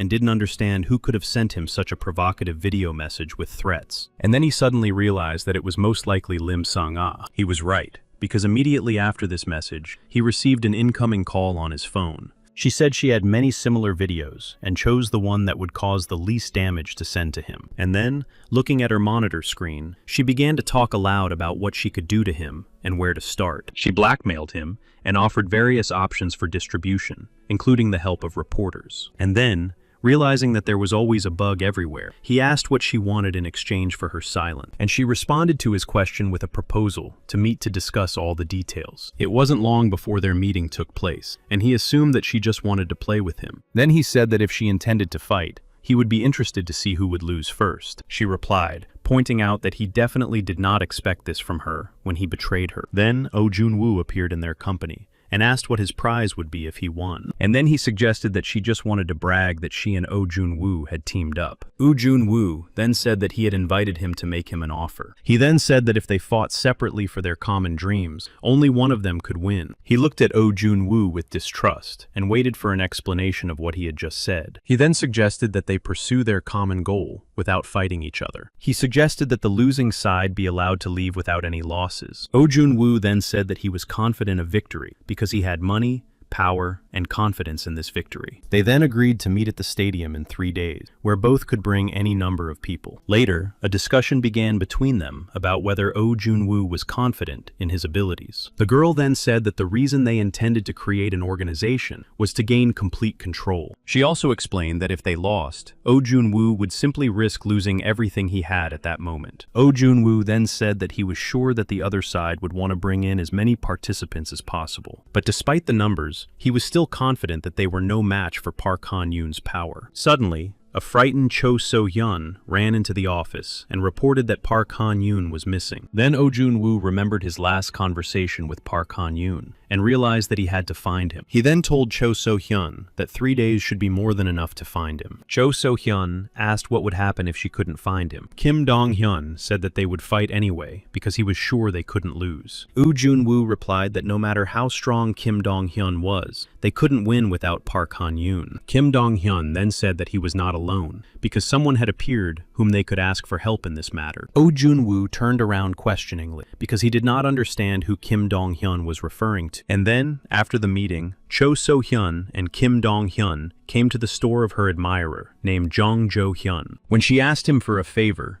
her love for Cho So-hyun once again clouded her judgment. Before their battle, everyone on that side received a speech and instruction that this battle should show how desperate they were. Meanwhile, Yang Yu-bin woke up in the hospital and gradually came to his senses. Imagine his surprise when he saw Na Min-soo standing in front of him, jokingly asking if they should continue living. Na Min-soo then came to him with a smile on his face to find out how Yang Yu-bin was doing. But Yang Yu-bin immediately changed his expression and told him to leave because he could see perfectly well what had happened. Na Min-soo turned around and said that he was going to do it anyway, despite his request to leave. Na Min-soo then noticed that Yang Yu-bin no longer had any friends, so he offered to buy him some food. He said that there were now many more people in their family, and that there were even spare rooms in their enlarged house. He explained that he was ready to treat him now, and suggested that he repay him when he came to visit them. He was already approaching the exit and reminded Yang Yu-bin that he knew very well where he could find them. Meanwhile, Oh Jun-woo was desperately searching for Park Han-yoon. Finally, he was able to find him by the sound Park Han-yoon made. Oh Jun-woo asked what he was doing here when a huge number of people were waiting for him, but Park Han-yoon seemed not to hear him and continued his training, striking an improvised wall. When Oh Jun-woo saw that Park Han-yoon was able to break through the incredibly thick wall from the other side, he was simply amazed. Cho So-hyun was with the blonde woman at the time and asked if they had managed to find Park Han-yoon's location. Suddenly, a huge crowd of people appeared at the stadium, confidently heading for the battlefield.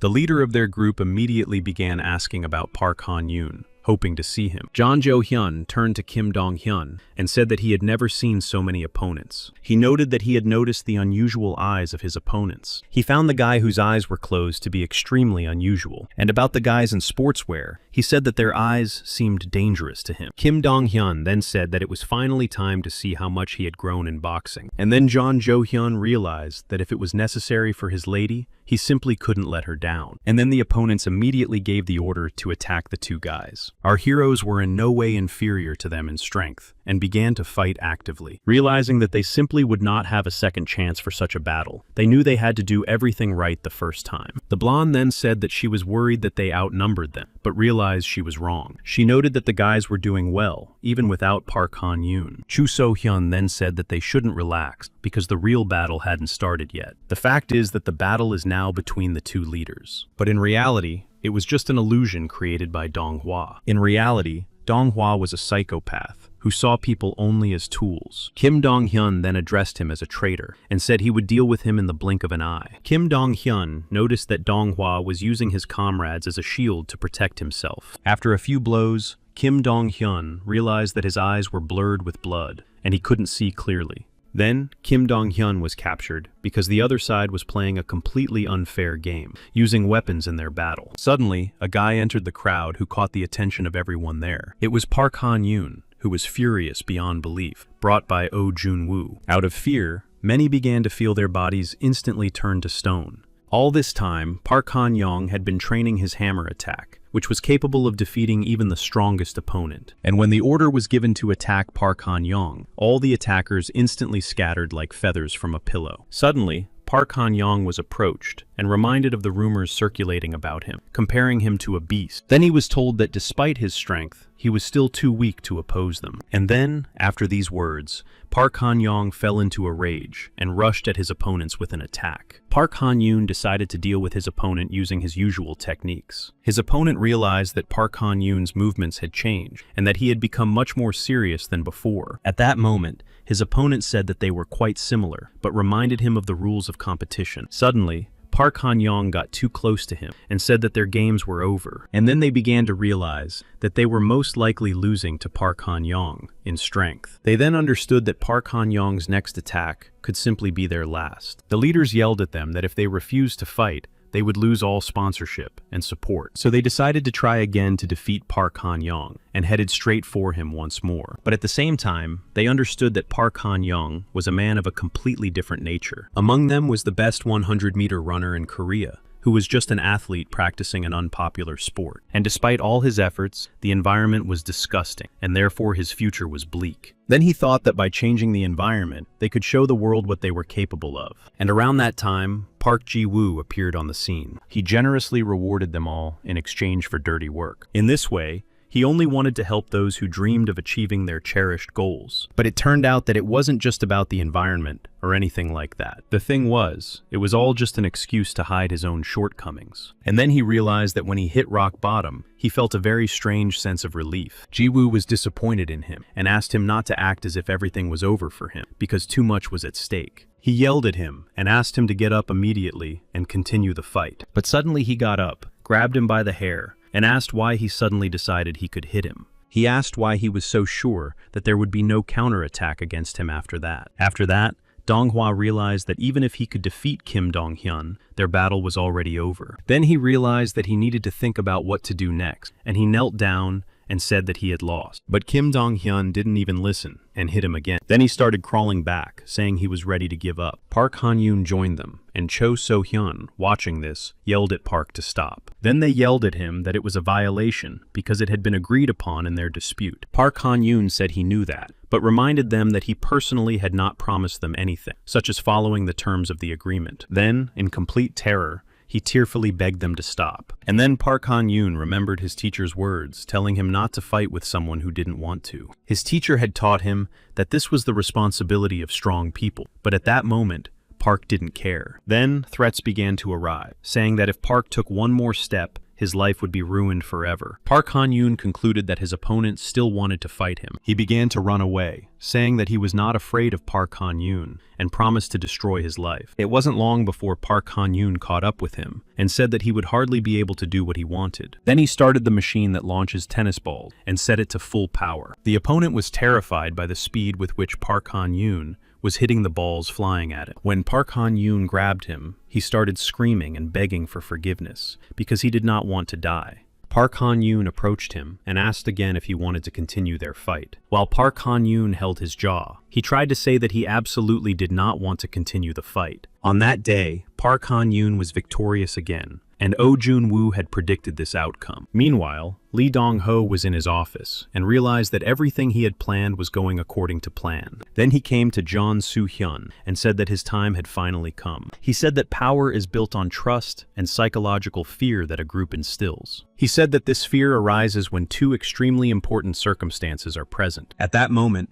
they were told that the preparations were complete, and then he said that it was time to begin the operation. Meanwhile, Oh Jun-woo gathered all the members of his group in the office. Chu So-hyun was concerned about the two girls in their company. The blonde noticed that Cho So-hyun was trying to pick a fight with her every time. Woo Jun-woo told Chae So-hyun to shake her hand and accept the fact that she was now on their side. Oh Jun-woo said that no one knows more about Lee Dong-ho than Im Sung-ah. Im Sung-ah also pointed out that she has her own interest in this because she lent a lot of money to Oh Jun-woo, and it is important to her that they do not lose. After that, Cho So-hyun approached her and shook her hand, and Im Sung-ah noted that Cho had a pretty good personality. She began her story by saying that the organization originated from the most violent organization in South Korea. She said that in the past, this organization was involved in absolutely everything, including money and power. After some time, they managed to transform themselves from an ordinary gang into a huge corporation. Nevertheless,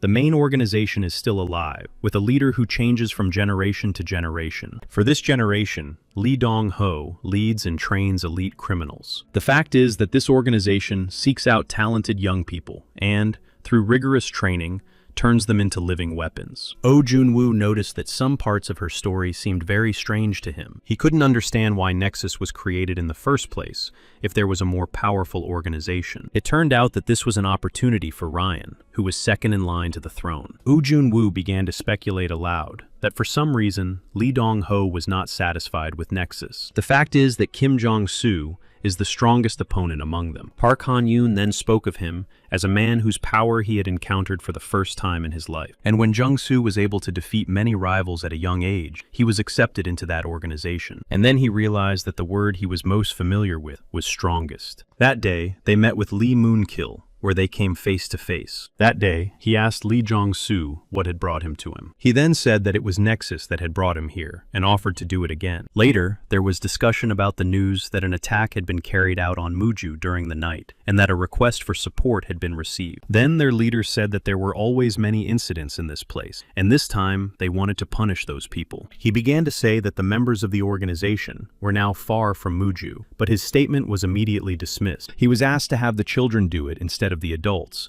because they needed to gain experience. These were Gan Soo-hek and Ben Sok, numbers 2 and 3 of the Songsan Elite, and at their head was number 1 of the Songsan Elite, named Choi Ben-ho. After that, the attack was carried out, and that man said that their group would not ignore this situation. But the man leaned closer to him and said that if they were afraid of that, they would never have come to this place. Then he told him to shut up and immediately call the people from that group. Suddenly, 3 people appeared in the room and entered with the most serious expressions on their faces. One of them realized that these were the 3 trainees from Sun Sang's group who had single-handedly destroyed Mount Masan. Then one of them said that they needed to stop talking and get it over with quickly. One of them suggested that they must all be crazy if they wanted to lose their lives so quickly. It didn't take long for all those scoundrels to be defeated, and the man they had attacked thanked them, saying that they could only trust them. Then one of them turned and said that this was his last warning. After they finished, they went out into the street, and then they received a call from their young master. At that moment, Cho Ben answered the phone and listened to him very carefully. The young master suggested that Cho Ben was trying to disgrace him with his action, and then he ordered Cho Ben-ho to come to him immediately for a conversation. It wasn't long before Cho Ben-ho found himself in his young master's office. Cho Ben then explained to him that he thought Park Han-yoon would be his rival, and that the others would deal with Kim Jong-soo. But he remained serious and reminded Cho Ben-ho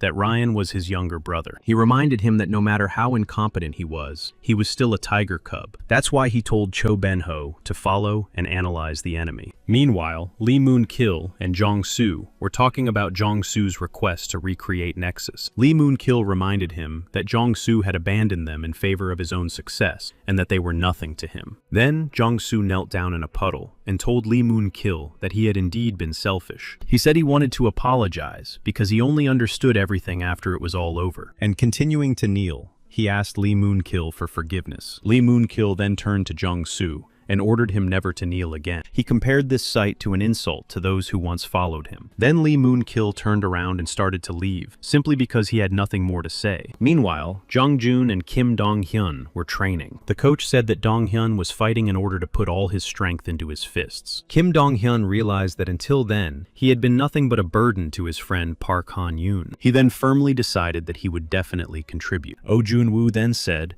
that now it was his one-on-one confrontation. He said that if they acted rashly, they would become an easy target, and if they were attacked when they were not ready, they would definitely lose. The blonde said that they could target Ryan because he seemed like an easy target to her. Oh Jun-woo thought about it and replied that this option was too risky. Then, Oh Jun-woo suggested waiting first and preparing for all possible scenarios. He hoped that either Jong-soo or Ryan would make a mistake, leaving them with no way out. Meanwhile, someone was waiting for Jong-soo around the corner of a dark alley. It turned out to be Cho Baek-hyun, who tried to attack him with a weapon. And then, before long, their battle began. Jong-soo was disappointed, because first there was the situation with Moon-gil, and now this guy was trying to attack him. During their fight, he thought that he really had been just a piece of trash before. His opponent didn't understand what was going on, because Jong-soo didn't even dodge his blow. Then Jong-soo simply grabbed his arm and quietly asked him to stop what he was doing. Jong-soo agreed with everything his opponent said, and said that he had indeed only been thinking about himself all this time. Then he handed him the weapon, and said that if it would make him feel better, he should just take his life right now. And then Jong-soo said that he would continue to stand still all this time. But his opponent thought that his opponent was just bluffing with such statements. But suddenly, his opponent threw the weapon on the floor and said that he couldn't be angry with him if he was like that. As he left, he said that he was just a person who made people unhappy until the very end. Park Han-yoon, meanwhile, continued to train in the gym. At that moment, someone was watching him closely, and finally they were able to find him. When Jong-soo was rejected and Park Han-yoon was training, they decided to find people and take action first. When Jong-soo came to his brother, he told him that he knew from the beginning that it would not be easy. Then he told his brother about his assumptions, that this was simply the end. Jong-soo then said that he did not intend to give up, even if it cost him his life. Later, the leader of the organization was informed about the start of an attack on them by Jong-soo. He understood that Nexus had absolutely no time to regroup, but then it turned out that Kim Jong-soo had come to them alone. They understood that Kim Jong-soo was a target that they simply had to destroy, and with Nexus regrouping, it would not be easy to do so. And then they compared his coming alone to his desire to take his own life. Meanwhile, rumors reached our heroes that Jong-soo had attacked the organization alone. After that, Oh Jun-woo told Cho So-hyun to gather everyone in the office to discuss the details. Oh Jun-woo understood perfectly well that the next battle would begin very soon, and when Kim Jong-soo defeated the bulk of the attackers,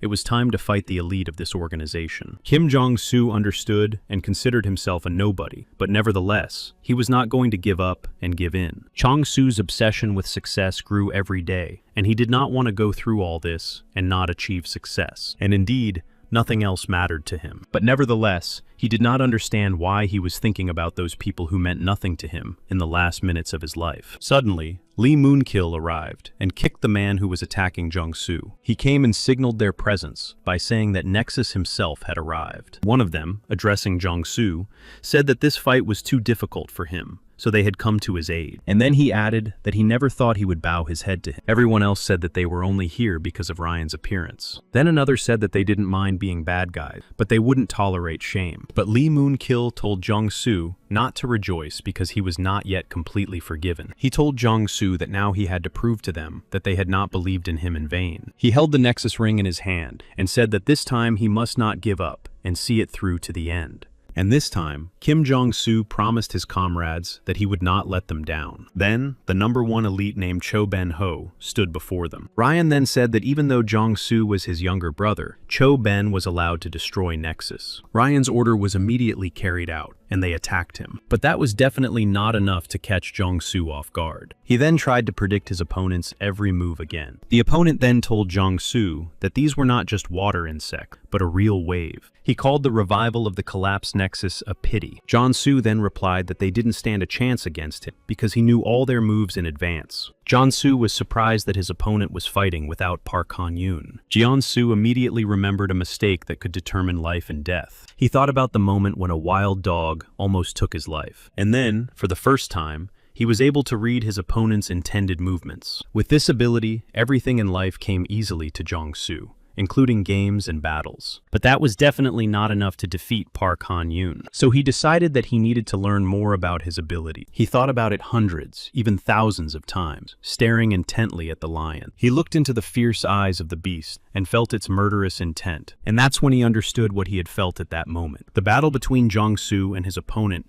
continued for a very long time in a fierce fight. Jung-soo then said that all animals have things that their bodies react to, even before they realize. For Chong-soo, it felt as if his opponent was standing in front of him with his eyes closed. And when Chong-soo told his opponent that he had lost, his opponent said that for him, defeat meant simply his death. In response, Chong-soo said that in that case, his opponent was destined to die in this battle. Both opponents were evenly matched in strength and continued to strike each other blow after blow. Jian-soo then told his opponent that his hasty intervention would not solve anything. His opponent replied that even if such intervention did not solve anything, it could provide a good opportunity. He meant that endurance was important for a good fight. Moreover, in his opinion, the true value of endurance would be revealed at the end of their battle. Ryan then told his comrade that if he failed, he would simply get rid of him after the battle was over. But he was serious and had no intention of losing this battle. At the moment of their battle, Jian-soo realized that his opponent possessed fierce tenacity. But it could be said that it was not even tenacity, but a kind of determination. Then the opponent said that he might not be able to defeat him, but he would not be able to do the same.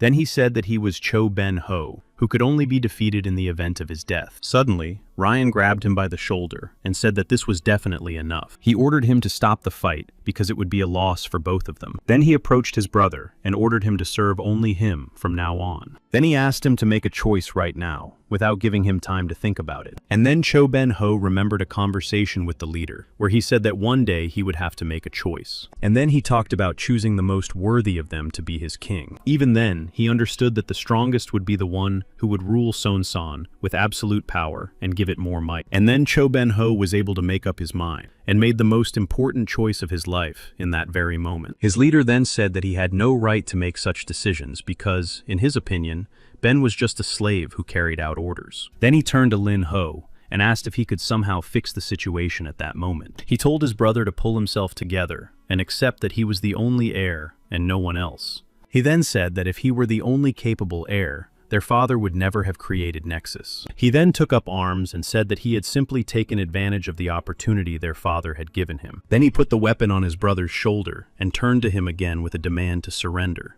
Then it was announced that from now on, Nexus and the Sonsan division would be one group under Ryan's command. They were all told that they had come a long way, and that in the end, this was simply an inevitable outcome. Then Ryan said that as a reward for all their hard work, he would take responsibility for each of their lives. And even then, he said that their next opponent was someone named Park Han-yong. Chong-soo then thought to himself that he would finally meet Park Han-yong again. Meanwhile, important matters were also being discussed in Oh Jun-woo's office. Then rumors reached them that Ryan had won, which meant that Nexus and the gangsters had joined forces. Chu So-hyun then pointed out that, although it was good for them that the two had fought each other, the situation had definitely become more complicated. The blonde then added that now, victory in battle would not be enough to end this dirty game. Of course, everyone was curious about what Oh Jun-woo was going to do next. Oh replied that he would have no problem spending all his money to end this, and told them to prepare for battle. Meanwhile, Ryan was considering his final move to victory. It was at this moment that Oh Jun-woo arrived for their meeting. Ryan then told Oh that he was doing things that were simply shameful to watch. He brought with him a suitcase full of documents confirming each of their illegal activities. After that,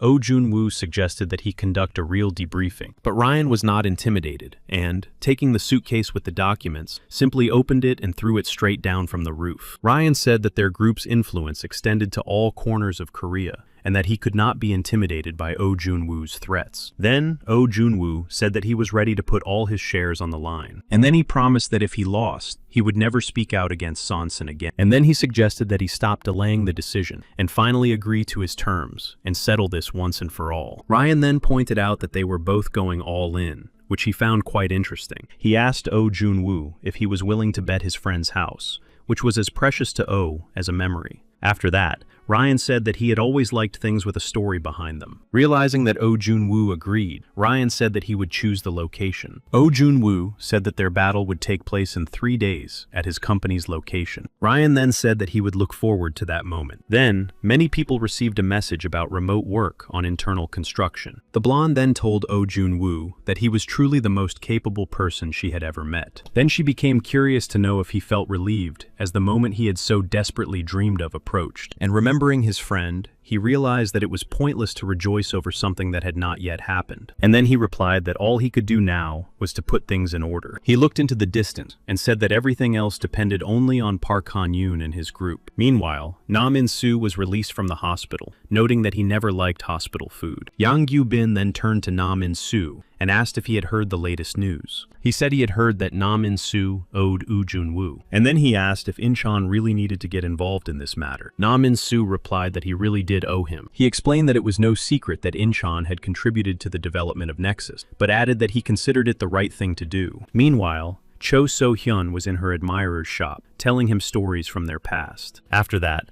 Cho So-hyun asked him what he intended to do next. Cho So-hyun then said that he had the right to refuse to participate in such a dangerous venture, and that no one was forcing him. He replied that he had more than enough reasons to fight for Cho So-hyun. She replied that he was very strange, but despite that, she liked him, but she did not love him. At the moment of their conversation, people from the Kangsu District Alliance approached the store. At the same time, Kim Dong-hyun and Park Han-yoon were standing together, and his friend asked him to win this time too. And finally, the day of the final battle between the dangerous groups arrived. A contract was placed before the leaders of the two groups, stating that the losing side would give up everything they had. The first condition for victory was to be the first to occupy the roof of the building. The second condition was to defeat the enemy, if both sides occupied the roof. The fight would begin when the clock struck 12, and until that happened, the representatives of the gangs had to climb up. Oh Jun-woo addressed his guys and said that they had been through a lot. Then he said that today would mark the end of this reckless struggle. And then he asked them to fight for victory so that none of them would have any regrets afterwards. In response, Park Han-young said that he would never allow their company to lose. Ryan encouraged his group by saying that if they won, they would be able to manipulate everything as they saw fit. Then he ordered them not to show any mercy and to do their best. And when the clock struck 12, the final battle began, and everyone rushed forward. Woo Jun-woo understood that the building had 34 floors, including the roof, and that they could take the elevator up to the 32nd floor.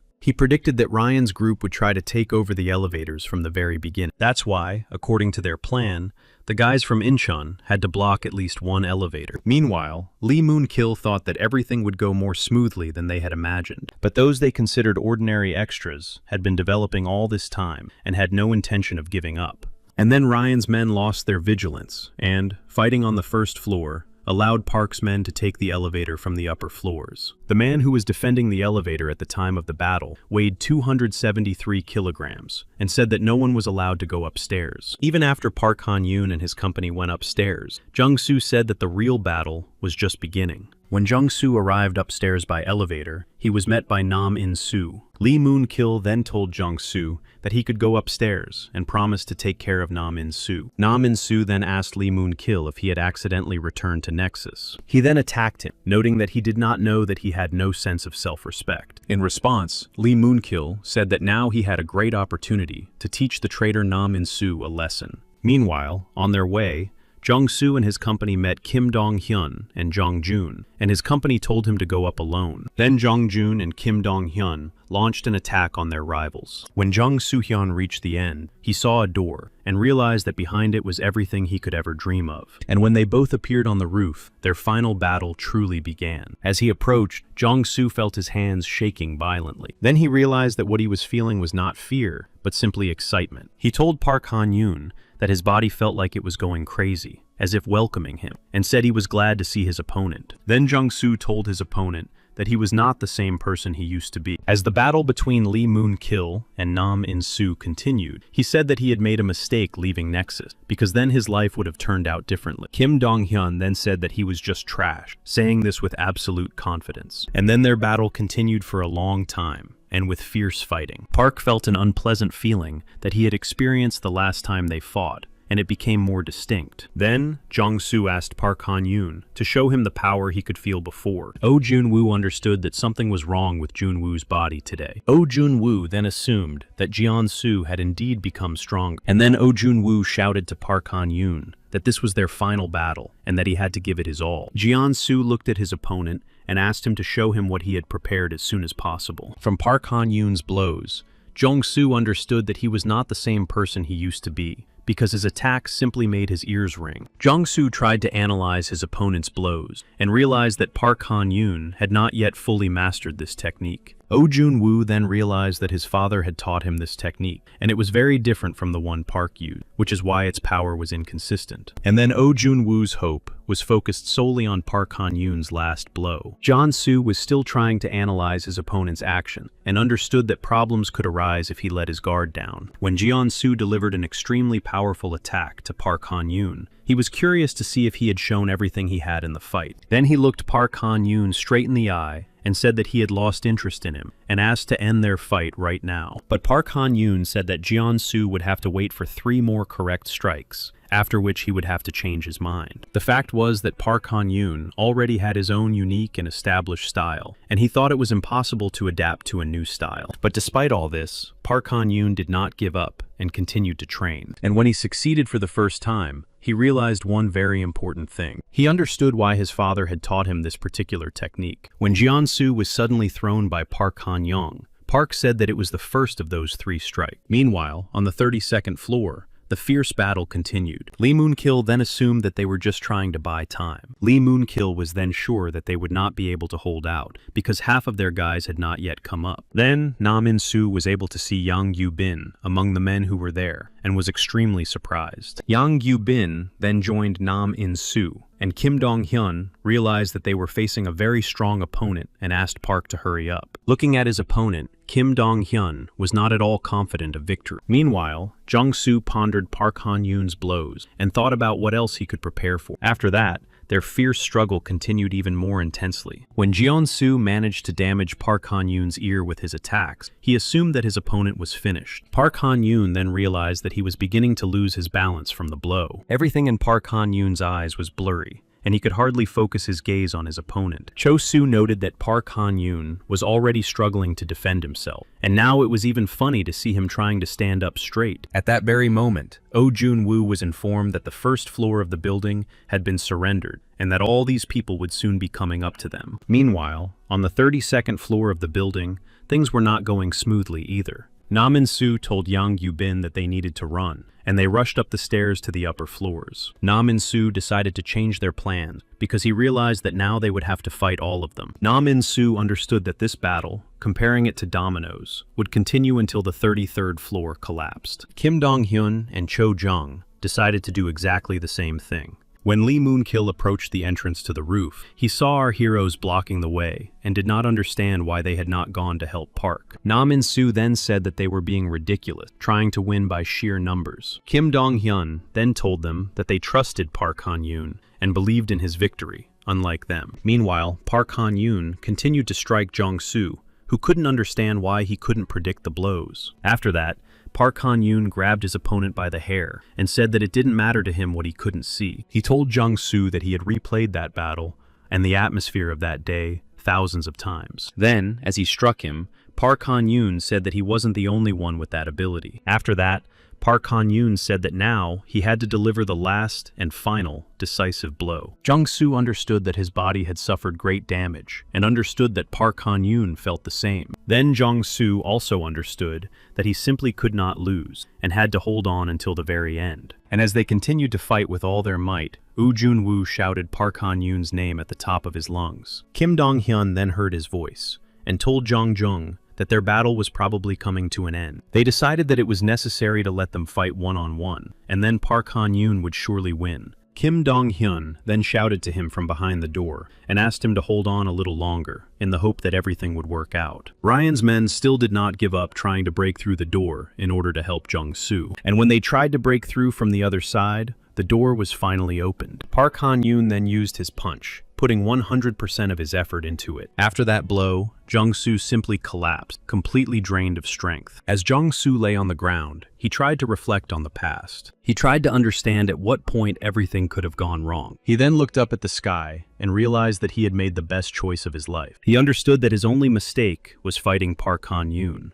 Ryan then realized that Kim Jong-soo had lost and thought about how he could save at least a little money. When Park Han-yoon attacked Ryan, Oh Jun-woo stopped him. Oh Jun-woo then reminded Ryan that their contract had been carefully prepared and that even in the event of a trial, everything would be above board. Ryan replied that he was not going to forget what had happened that night. When they were alone, Oh Jun-woo asked Park about one important day. He was talking about the day when they started this whole business with him in the company. He reminded him of the conversation about his relief and gratitude for letting off steam. Oh Jun-woo then said that he was the one who should be grateful to Park Han-yoon for everything that had happened. And that evening, their battle came to an end. A few months later, Ryan transferred all his assets to Oh Jun-woo, as he had promised. Oh Jun-woo, in turn, used part of these funds to repay the debt to the blonde woman who had helped them so much. Im Jong-soo underwent a long course of treatment and recovery after the battle with Park Han-yoon. After that, he seemed to have simply been wiped off the face of the earth and disappeared. The remaining members of the Nexus group disappeared with him. Extremely slowly and gradually, peace was restored in Korea, which our heroes had desperately sought. Meanwhile, Oh Jun-woo talked to the portrait of his best friend. He told his friend that he did not feel relieved, but had decided to accept the situation.